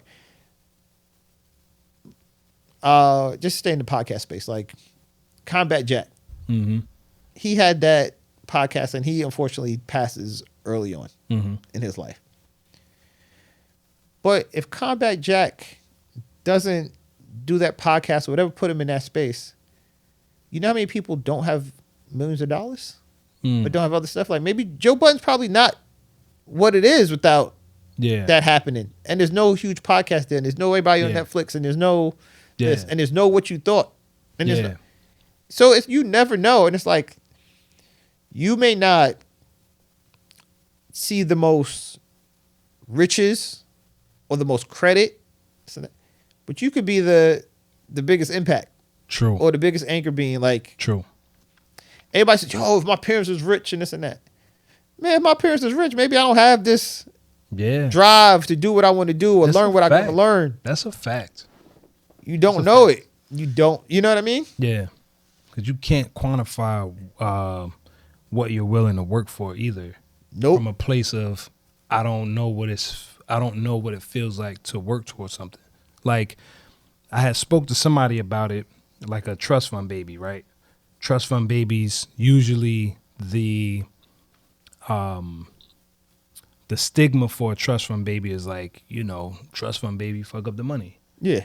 And they fuck up the money because they don't have the drive to keep it. They don't have the drive to grow it. Mm-hmm. You can't teach somebody drive. Yeah. You can teach somebody how to hustle, but you can't teach somebody drive. Mm-hmm. And the driving factors for all of us that's out here doing stuff where we're spending an exorbitant amount of time on building is because the drive to, not necessarily to retire my mom, because my mother's retired, but to be able to be like, hey, Ma, you want to go on a trip? Yeah. Or, Ma, if you want to go on a trip, here's this account that I put bread in where wherever you want to do, whatever you want to go, you could just use that account and go handle your business. Mm-hmm. She might not want to travel with her sons or her Yeah. grandkids. She might just want to travel by herself. But there's a certain drive in me now that is not tied to a just me thing. It's actually tied to the people that's around me, to my wife not having to stress going to work every day, for my Yeah. kids to have access to whatever they could hope and imagine. Mm-hmm. Maybe I don't get it all the way to there, but at least I've paved the way enough where they don't have so much of a heavy lift. If I was born rich, maybe I don't have that. Maybe I have the attitude of, we have the money, you don't need drive. Yeah. You know what I'm saying? We have the money, you don't need hustle. We have the money, you don't need to strive to be better than who you are. Who you are is good enough, even though you're a piece of shit. It could be that. But I'm glad that the course that we've been able to find ourselves in this space, even just having a conversation, Yeah. the likelihood of us meeting is so chance. Yep. It's insane. It's like you're not even from Jersey, like at all. So the fact that we're building something that is significant, is of note, is of high quality and a high attention value, I can't take that for granted. Yeah. You know what I'm saying? Even the arguments that I had, yes, I'm telling our business. The arguments that me and my wife had when we wasn't making no bread, when it was in the beginning stages of episode 36. You know what I'm saying? Where, well, why don't y'all have a day every week? Why does it have to go past X amount of hours? Why do you have to spend so much time late at night? Y'all can't just do it early? If we could, we would. Yeah. But unfortunately, when you're building something, you don't know what it's going to be. You just know showing up matters. Yeah. And showing up every day to this life that I say I enjoy, that I love, that I'm appreciative of, it's the checks and balances that I personally need. To read more, to stress less, to sleep more, to do all of these things that we be talking about, because my drive isn't to just, when they say, you know, I didn't get this far just to get this far. Yeah. I didn't get this far just to get this far, asterisk. I got this far because I'm on my way to somewhere else. And I got this far because on the journey of where I'm going, this is a pass-through point. This is a necessary pass-through point in order to get there. Like you said, when it comes to adversity and shit like that, without the adversity, do you have the perspective that you have to go for this thing, to attain this thing, to become this person? Do you even have that? You know what I'm saying? Yeah. So You mess with Deepak Chopra at all? I do. So he has this saying that he always says. He says, we're an infinite being in an infinite universe of possibilities. Right? Facts. Which is amazing. Yeah. Right? It's our greatest gift, but it's also our heaviest weight. Right? And I don't know if he ever talks about it being like our heaviest weight. Yeah, yeah. But let's take Taylor Swift, one of the most famous people in the world. Yeah. Like, the chance of becoming Taylor Swift is super. Slim to none. Yeah. Yeah. And it's this great gift. Oh, my God. Maybe someday Taylor Swift just want to go to the park or go to a movie. And you can't do that now. Nope. And I'm sure that's a heavy weight to know that you can't do that and you can't have that. Yeah. You know, but your greatest gift is that you're Taylor Swift. You know what I mean? Yeah. And it's like, is there a world and a day when possibly maybe Taylor Swift can get up and just go to a movie or go to a grocery store and not be bothered? Yeah, but then what happens in that day? Is it, damn, y'all miss when anybody loved me, when anybody was, you know what I mean? Understand, people used to come up to me all the time. Yeah, I miss being there. And it's like, that's the beauty of it. Yeah. Is that any of it is possible. Yeah. But the weight of it is that Yeah. any of it is possible. Yeah. And it's just not all at once. Like, you can't be the most famous person in the world and have the most peace in the world. You can't have the most peace in the world and have the most money in the world. Yeah. You know what I mean? Yeah. It's just like these things don't necessarily like go hand in hand. Yeah. And that goes back to like the earlier part of the conversation about like the balance and the harmony, and Yeah. you know, and there is no right balance. Like, it's not like, all right, when I get to $15 million and this amount of recognition, that it's fine. Yeah. You know, it doesn't, there's no equation for that. Nobody in the world has ever figured out that equation of this is that. And if they do, then they probably have the weight of, do I share this information on how this is done, or do I keep this to myself? Yeah. Whatever it is, there's going to be a weight somewhere. It's true. So it's just being grateful for your weight. Yeah. Whatever you got to put in your backpack and carry, or in your hands and carry, be grateful for that. It's a fact. It reminds me of this story. My mom, I don't know where I heard it. This is definitely back in the days when being a disciple for Christ was high on the list of priorities. And the story goes, there was a follower of Christ who walked into a room and pleaded to Jesus to take his cross. He couldn't bear his cross anymore. The weight of it was just too heavy. Yeah. So Jesus in this room is all kinds of crosses, all kinds of materials, all sizes, so forth and so on. Yeah. And he's, okay, so you pick the cross that you feel like you can bear the weight of. So then, like I said, they got the big 20-foot crosses made out of concrete, and 15-foot crosses made out of metal, and the ones made out of glass and wood, and a combination of materials. And in the corner, he sees a little cross all the way in the corner. And he goes, that's the cross that I think I can bear the weight. And then Jesus goes, well, it's funny that that's the cross that you said you couldn't bear the weight of. So I say that to say, like, it's all based on perception. It's all based on the tools that we have to navigate through the circumstance. Yeah. And especially for men, if we don't have the right tutelage, the weight and the strength that we have can be overbearing, even though the strength that we have is enough in this situation. It may be too much in this situation. Yeah. Or the hustle or the mentality that we have in one situation may work perfectly, but in the other situation, it just don't work. So I think being able to acknowledge the fact that we do have things on us that's pressing us down, but we do also have the strength to push it up off of us, because they say, you know, God don't give you more than you can handle. Yeah. I think a lot of what comes our way is a test of strength. It's a test to see, when the next time it comes around, are you going to be strong enough to bear the weight of this thing? Because I'll be honest, I don't want to be famous. I'd rather not be famous. Yeah. But if I have to be famous, then let me be famous in the service of other people.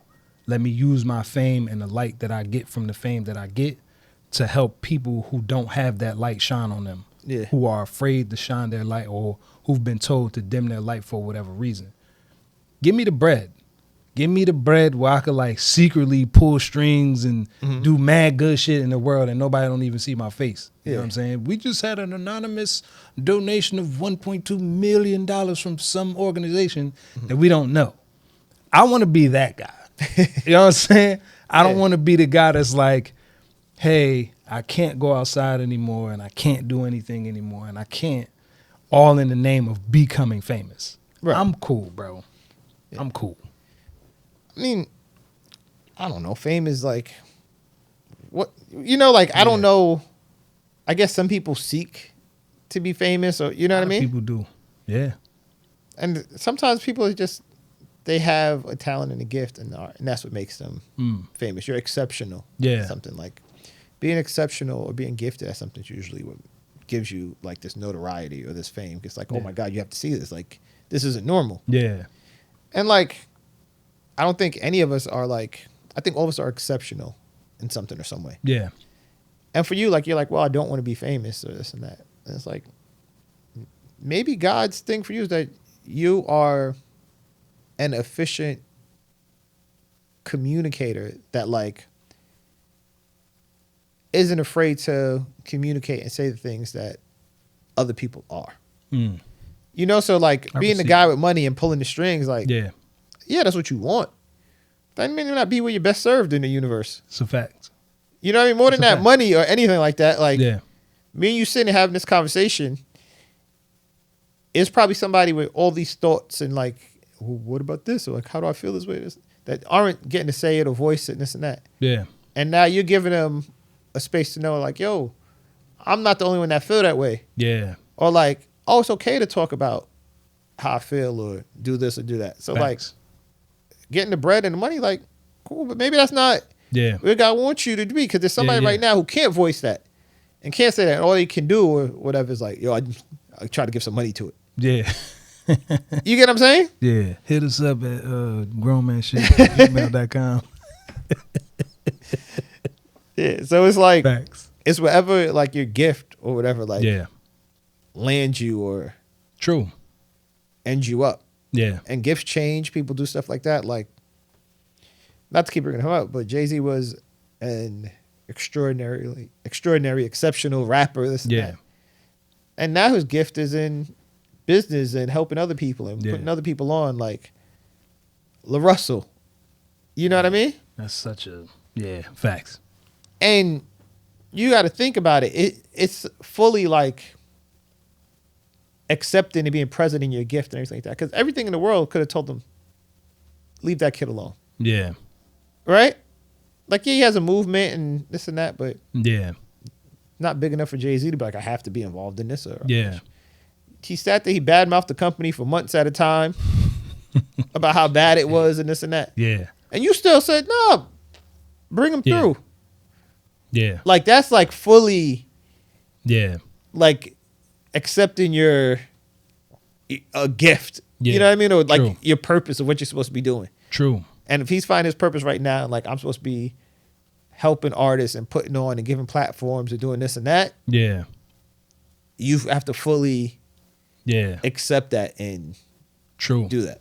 Using his fame for the upliftment of other people. I think that's the most admirable thing you can do with the light. Yeah. The most admirable thing that you can do with the light is shine it on other people. Yeah. And for some people, it's like, that's not their thing. Like, Yeah, it's not, Got it. It's my light, bitch. it's your light. But you shining that light Yeah, shows everybody else, I could turn mine on. yeah, true. I could be that, like, everybody makes fun of Drake, Yeah, all right? But Drake has shown kids that's not from New York or LA or Atlanta or aren't fully black that are half this and half that, yeah, Jewish and whatever. And Yeah. don't necessarily, oh no, I can rap and make music. yeah.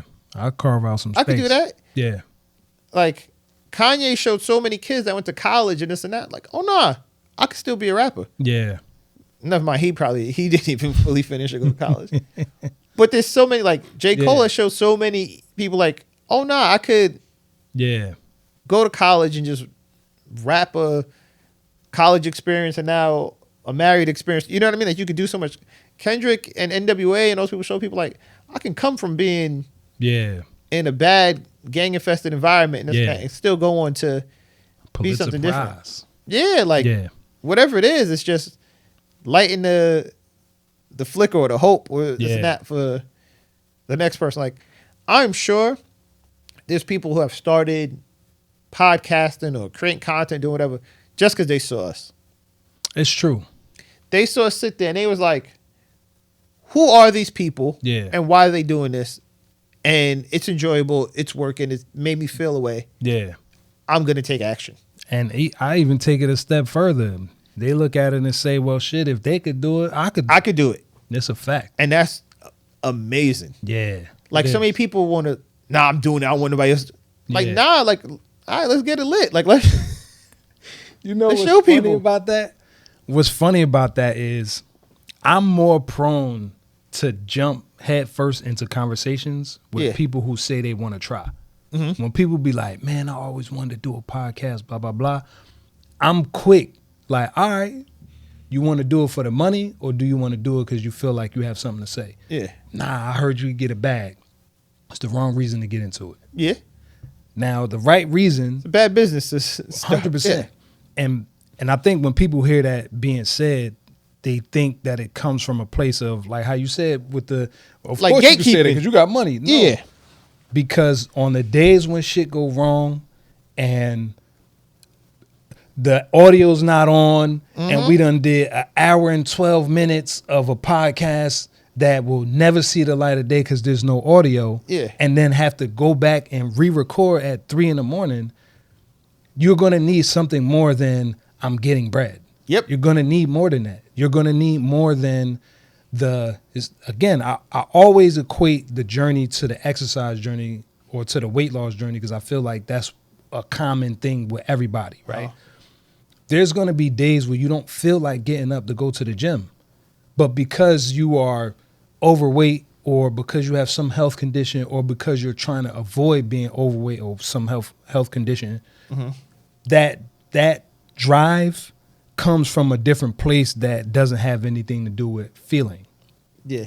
And with this journey of creating podcasts, I feel like anybody who has the glimmer of I want to try, I'm rooting for them. Even before they even crack the mic, come up with a name, sit down in the studio, before they do anything, because I'm a proponent of if you have something to say and you have value that you can give with the conversations that you have or the platform that you create, why go all in? Why not? Because at some point, like you said, there's somebody that's going to be sitting on the other side of that television screen or the other side of that camera lens or the other side of that audio recording and say, man, the shit that was just shared, I feel that. And because I feel that, it's making me move in this direction. Yeah. You know what I mean? And for the people that do want to get into it for money or whatever, this and that, like from a financial or business standpoint, like it takes a while for you. You know what I mean? You have to be elite to instantly see money. Yeah. And even the people that have instantly seen money, the big celebrities, and they don't continue to do it. They don't do it for long. It's a fact. But when you started with that, okay, I want to make money. And you put whatever dollar amount you want to it. When you get to that dollar amount, are you happy? You get what I'm saying? Yeah. We all sat here one day and we all said, well, how much do you want to make? Remember that conversation? Yeah. Everybody had their number. Everybody said, yeah. Some numbers we hit. Yeah. What's the difference? That's a fact. That's a fact. What's the difference? Yeah. You get what I'm saying? Yeah. What's like, it has to be more than that. And for some people, it's like, oh, well, if I get 1 million subscribers, replace money with anything. 1 million subscribers, 1 million bitches, car, a house. Yeah. Or this, or that. Yeah. Or what happens? Yeah. What happens when you get there? Yeah. And like, the internet has given us, we see a lot of this like live people. We've seen athletes get all the money, the championship, whatever they want, and still crash out. As soon as they get divorced. Yeah. You know what I mean? As soon as they retire, divorced or this or that. Like, what happens at that point? Or like, now we're seeing Kai Cenat, who's 24, 25, however old he is. Like, super young. Super young. He's done this. He's reached like levels that nobody can see. Like, literally most adults have not reached the pinnacle of success that young man has reached at a young age. Most people in this world, in this universe, have not reached that. Facts. And you were one of the first, and like all types, you know what I mean? Paved the way for, and you got there and you did it, and now you don't want to do it. Really, like you kind of want to do it, but you're trying to find fulfillment somewhere else in this. Yeah. And the whole world has to watch you do this and judge you on it. Yeah. Because like, oh, why don't you feel this way? And you have everything. And it's like, it's a natural thing to reach a goal and change your mind. Yeah, or like want to do something different. Yeah. And like so many people have done that at 25, 40. 40 is a big age when people start career change, Yep. do something different, do something Marriage change. Yeah. The kids are grown and gone. They're out of the house now, and I never liked how your feet smell. Right. Yeah. It's a whole bunch of we just don't have to do it in front Yeah. of the world. The world. Yeah. Facts. And I think there has to be a constant curiosity and goal and fulfillment to kind of keep that going. Yeah. Because when you get what you wanted and you get it, what happens? Yeah. Like, there's athletes that win one championship Mm. because they got it, they did it. Yeah. All right, cool, whatever. If I win again, I win again. On to the Yeah. next one. You know what I mean? Yeah. There's athletes or entertainers, they get that big contract or they get that one album that like everybody loves and this and that. It's like, whatever, like Yeah. maybe again, this and that. And then there's a motherfucker like Kobe Bryant, or Michael Jordan, Yeah. or Michael Jackson, Jay-Z, Drake, whatever it is, right? Yeah. Or I- Ryan Coogler. Ryan Coogler. Yeah. I got it. I got the one that means everything. All right, cool. Then it's not that they wanted the thing. Yeah. They love what they do. That's a fact. You get what I'm saying? That's a bar too. Yeah. If Kobe Bryant's body didn't break, he'd still be playing basketball. Yeah. I love what, you know what I mean? Yeah. Like the J. Cole album, everybody's like, oh, well, it's not 2014 Forest Hills Drive and this and Yeah. that. And it's like, maybe you're not chasing the one, you're just chasing your own fulfillment of doing it and whatever challenge you have for Yeah. yourself to do this. And that's what it is. Because like you said, we can't control that outcome. Yeah. Facts. Like, he may never put out another album.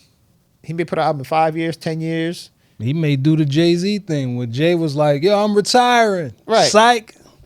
And Yeah. the album that nobody is thinking about could be the one. That's a fact. The greatest hip hop album of all, you That's a fact. can't control that. Yeah.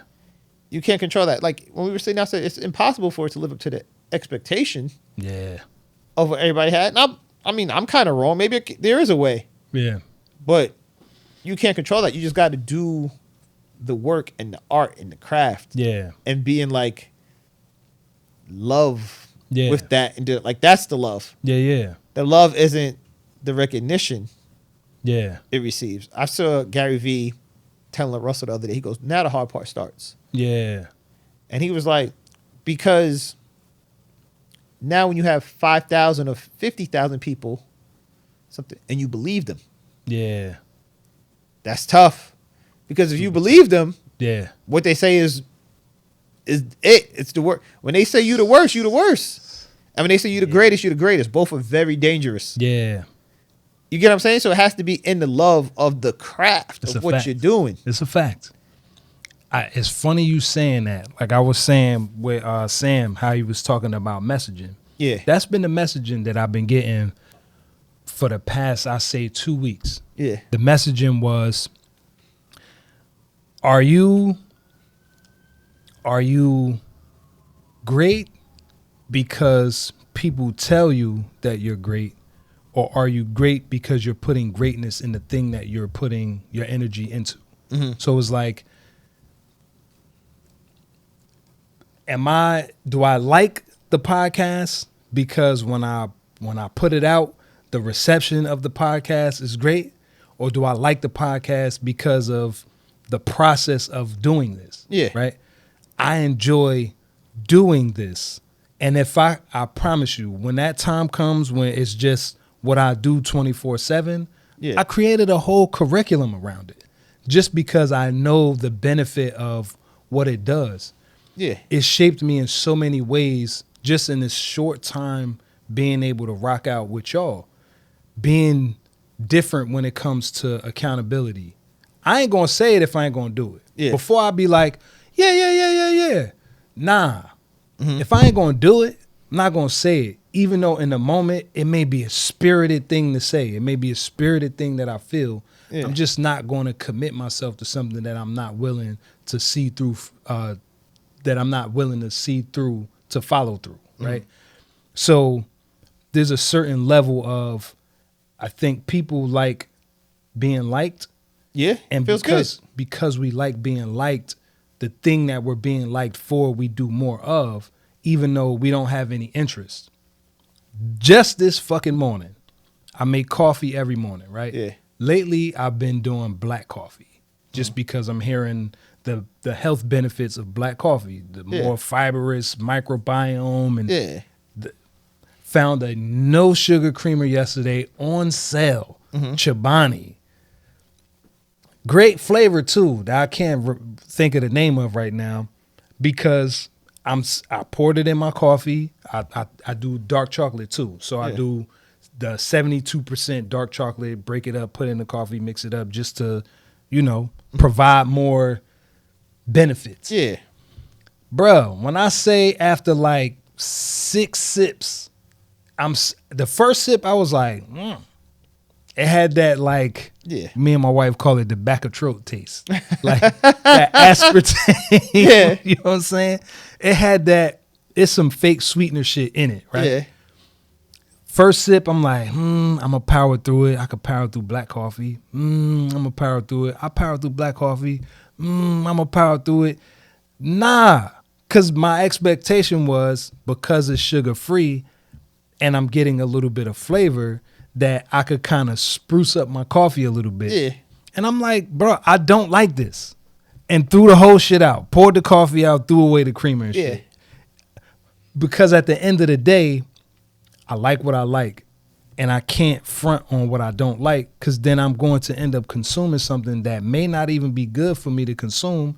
And then it's just a waste of time, effort, and energy on the back end also. Yeah. So I say that to say, like, bro, being more in tune with what I think and how I feel is getting me out of a yes that's not a yes and a no that's not really a no. Yeah. It's getting me into a place where I don't feel like I need to be anything other than myself when I'm in any room, because what you getting is what you getting. But what you getting is somebody that's authentically in this room. What you're getting is somebody that's genuinely sharing a perspective. Yeah. What you're getting is somebody that don't have a ulterior motive or some other sidestep shit, and that's why I'm in the room. Yeah. Nah, I'm in the room because either I was invited or I invited myself, and I felt like it was a place that I could share my energy in all of its truth. So, yeah, man, I don't want to be so high up that I start believing the world's opinion of me. Yeah, because it's fleeting as well. The world will love you today and hate you tomorrow. Like, Bad Bunny was the man before the Super Bowl shit. Yeah, to me, I feel like he's even more of the man because of the performance and how all of what he included in the performance. It was like he put on for the whole diaspora, like Spanish and black adjacent. Yeah. You know what I'm saying? So before, he was the man. And then he's going to perform at the Super Bowl. Fuck him. ICE needed to deport him. Yeah. This paper's even real. And Puerto Rico's not really America. Like, bruh, the world will turn their back on you the second that you do something that they expect you not to do. Yeah. You know what I mean? And I think compliments feel great. Yeah. All right? Criticism feels bad. Right? Depends on where it's coming from. Depending on where it's coming from. For sure, though. But that's usually on the first, and I'm saying being nice by saying criticism, because sometimes some shit's not criticism, it's just flat out. Yeah. I want to be mean or whatever. Fuck you. Or negative. Yeah. So I think it's okay to have those feelings about both. Yeah. Like, oh, that hurt. Yeah. What was said or read, or this, that hurt, or I didn't like that. You know? That made me feel insecure, whatever it is. And I think it's okay to feel, that feels good. Like, they realize, they notice. 100%. But I think you can't stay in either too long, or take either as like the absolute truth. Absolute truth or like concrete. Facts. I agree. You can't. I agree. And you have to, that middle ground of like, here's where I am and this and that. Because if you do like fall in love with the praise, now you find yourself doing things to make sure you keep that praise. Stay in the praise. Yeah. Or if that hurts so bad, now you find yourself trying to not do certain things so you don't feel that pain anymore. Avoid everything. You got to be able to stay that in that middle space of like, oh yeah, that's nice. Oh, that hurt. Oh, that, and just keep, like you said, be yourself and be you. Because at the end, like you can find yourself chasing that praise, and that praise goes away, and now you're so far from the middle where I was. Yeah. Or like I avoided being hurt so bad that I'm so far from being genuine, or being what I, Yeah.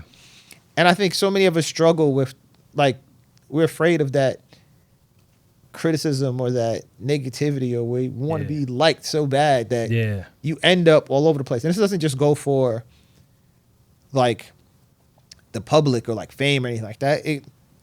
At work, people talk about people that brown nose or, like, kiss ass at work and everything, right? You become so far from who you actually are. Yeah.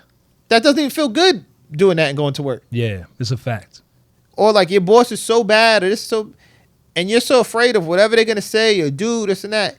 That doesn't feel good to go there. Only time something doesn't feel good, right? Yeah. Is when you're forced to not be who you are. Being yourself feels good. Yeah. If freeing, this is when it's like, I'm trying to avoid that. Don't feel good. Yeah. Or, you love me. I'm trying to go. That don't feel good. Yeah. Like none of that feels good. And now there's times for discomfort to embrace that for growth and other stuff. But sometimes that's not growth. That's just chasing a feeling. Another dopamine hit. Yeah. That's the same thing as using drugs. Yeah. It's the same exact shit. Yeah. It's just doesn't come with necessarily a price tag or a stigma to it. Yeah. But it's the same thing. Yeah. People are out there and they use drugs and they're doing that because they're not okay with who they are at the moment. And like, it feels better. Yeah. When I don't have to have this certain expectations of an actual, not an actual person, but like, man, I do a line of cocaine, man, and I forget who. It's not mine. Yeah. But I understand, especially somebody who's giving up tobacco. Uh-huh.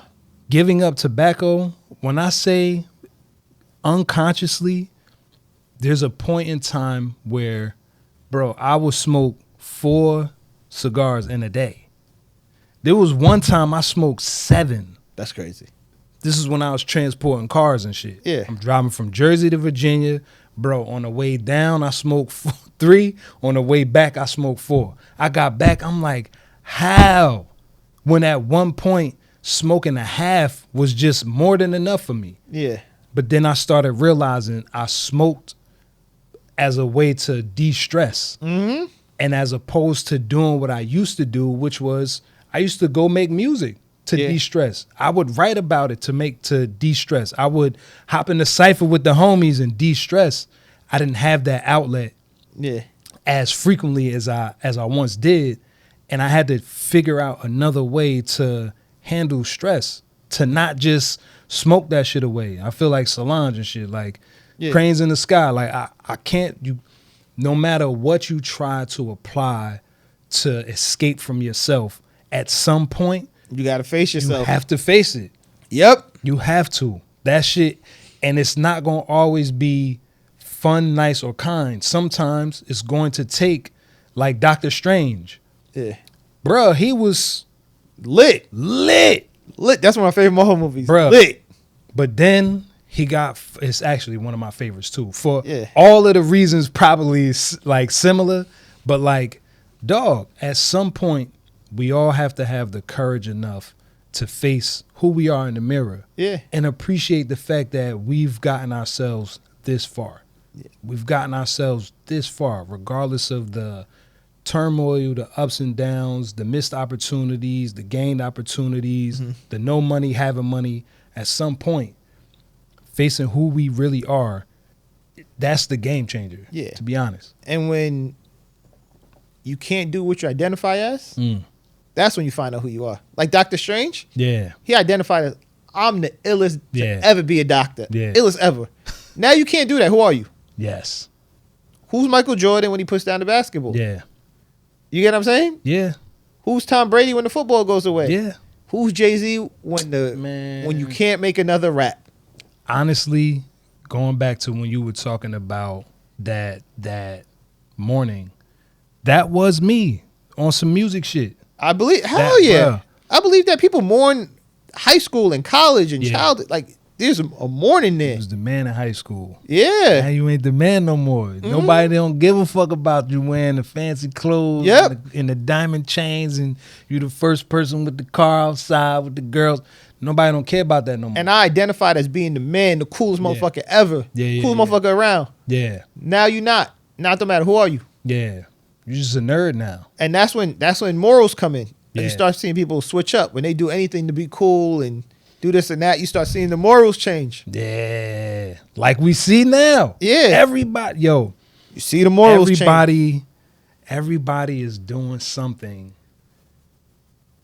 outside of themselves to gain attention to themselves, as opposed to just being yourself. I kid you not.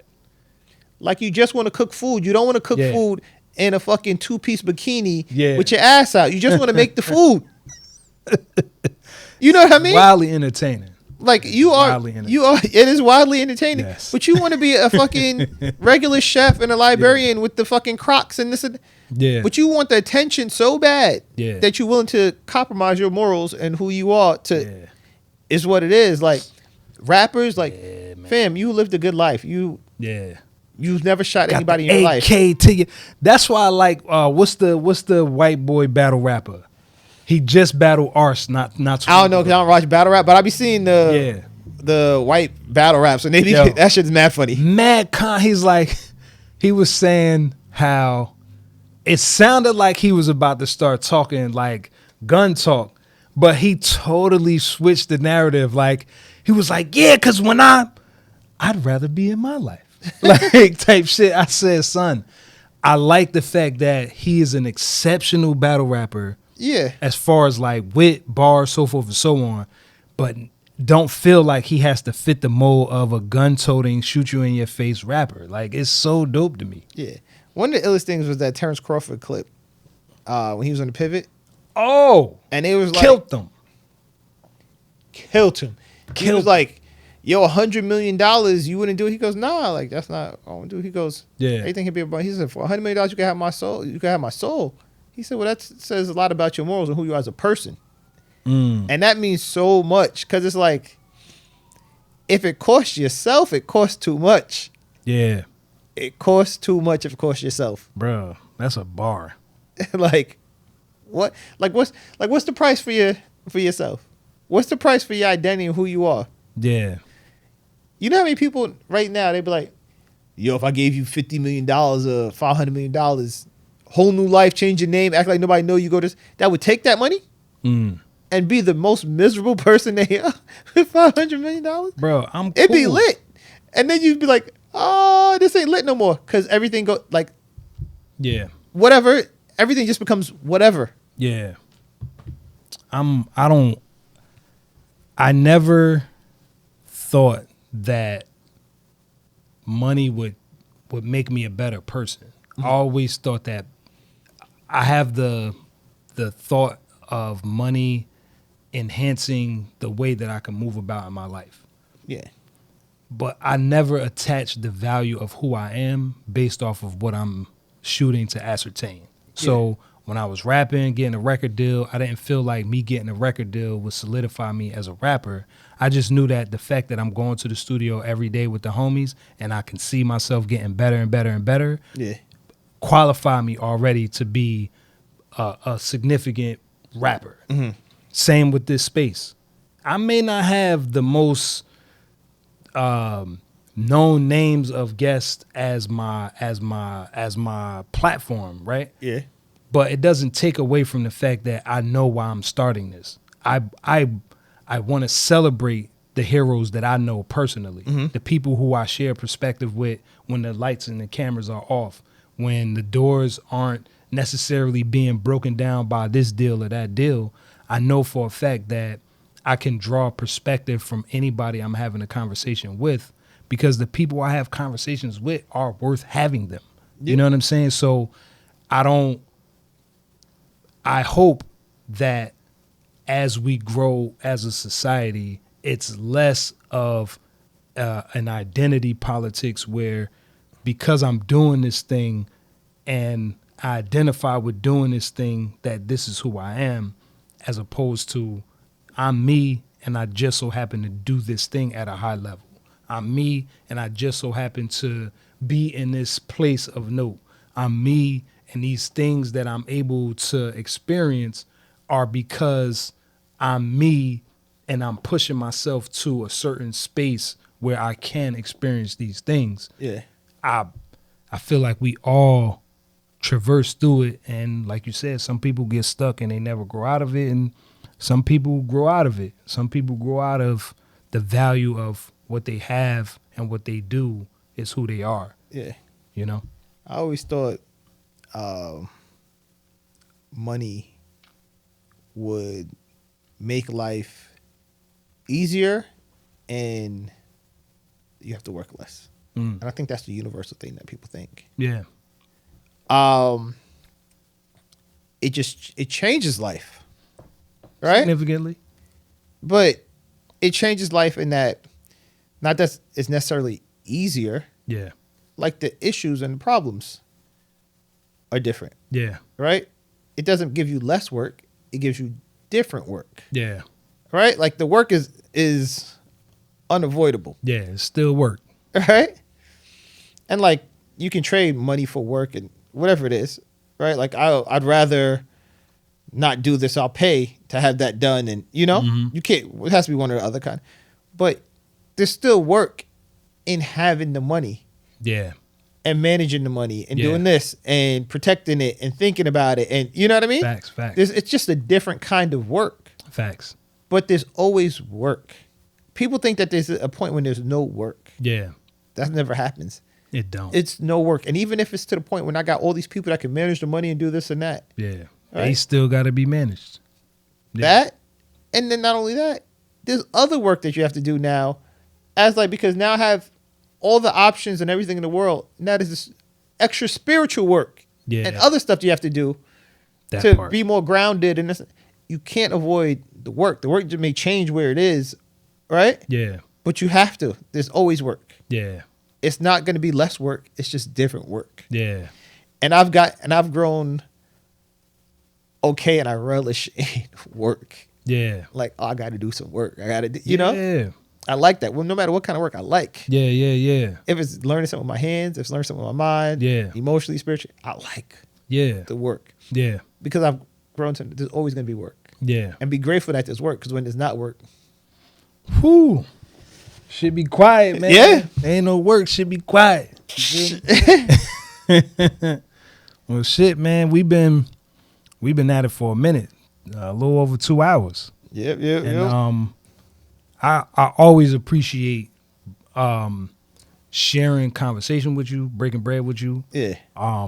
We've only known each other for a short amount of time, but I feel like because A long, short time now. yeah, right. Yeah. Because we work so closely together, there's a certain level of trust and honor and reverence that I do have. So I appreciate you pulling up for part 2. Yeah, of course. Of the pod. For everybody else out there, I'm looking at the cameras like, all right, I'm in this camera. For everybody else out there, that's Darnell wrinkle shirt, wrinkle t-shirt. Fun fact, the D and the T is from my initials. Darnell Teller. Yeah, so the wrinkled ends in a D and t-shirt starts in a T. See? Yeah, I was trying to be conceptual back in 2009, whenever Instagram started or whatever it was. It's my boy, right? But before we go, Yeah. I want to tell you, because a lot of people won't tell you this or voices. Yeah. I'm extremely proud of you. Really? Yeah, because in the time that I've known you, to see your evolution and your commitment to not just the podcast and your craft, but to yourself is exceptional, because there's a lot of people that get to a certain age or point, like some people's 25, 35, 20, whatever. That's like, well, Yeah. I'm not doing nothing new. This and Fuck that. Yeah. Yeah, you're not like that. And you are truly an asset and a gem to the people you know and even the people you don't know. I appreciate world. that. For real. I do, man. And I'll be honest, as much as I wanted to do this plenty of times before, I was doing it for the wrong reason. You know what I mean? I was doing, at one point, starting a podcast was because it was the thing to do. Like, everybody got a podcast, so let me just do one. But now that I have something that I feel like is superseding like me. Like I say it a lot. My father always say, and rest in peace, that when your purpose is bigger than your personal gain, that's when you'll be successful. So all the stuff that I'm doing now, everything that I'm putting my hands to now is bigger than me. Like I'm going to get mine because I'm helping other people get theirs through all of what I'm putting my hands on. So, you know, whether it's with, you know, what you thought, helping captivate the funny and put it out, whether it's Grown Man Shift with captivating the conversations and putting them out, whether it's being a resource because we've been so tried and true in this space for as long as we've been. I just want to continue to add value wherever my voice is, wherever my spirit is, wherever my energy is, wherever my feet are. I just want to make sure that I'm adding as much value as I possibly can. And if I ain't adding it to myself, how the fuck I'm gonna add it to the world? You know what I mean? So, yeah, I really do appreciate that, for real. And I won't let it go to my head. Catch me outside. But this is another episode of the Grown Man Shift podcast. You know me, Baith. It's my guy, Darnell. You can hit me up. New email, grownmanshift@gmail.com. The end of this month, whenever you're watching this, if this is after February, you can already call the number. But the end of this month, I'll have a number for you to call. That way, you know, if you have any topics you want to discuss, any things you want to get off your chest, or you just want to connect in a real, honest way, you know, it'll be available. Don't forget to like, share, and subscribe. Tell a friend to tell a friend. And as always, I have so much gratitude and appreciation for you guys deciding to press play because you don't have to. There's a lot of noise in the world. And the fact that you sift through all the noise to say, oh, Baif dropped something, boom, bro, sis, I appreciate it. So, yeah, man, thank y'all. And tune in next week, every Friday, 11:11 a.m. I'm dropping episodes. And I stand on that guaranteed, right? All right, man. Peace. Later.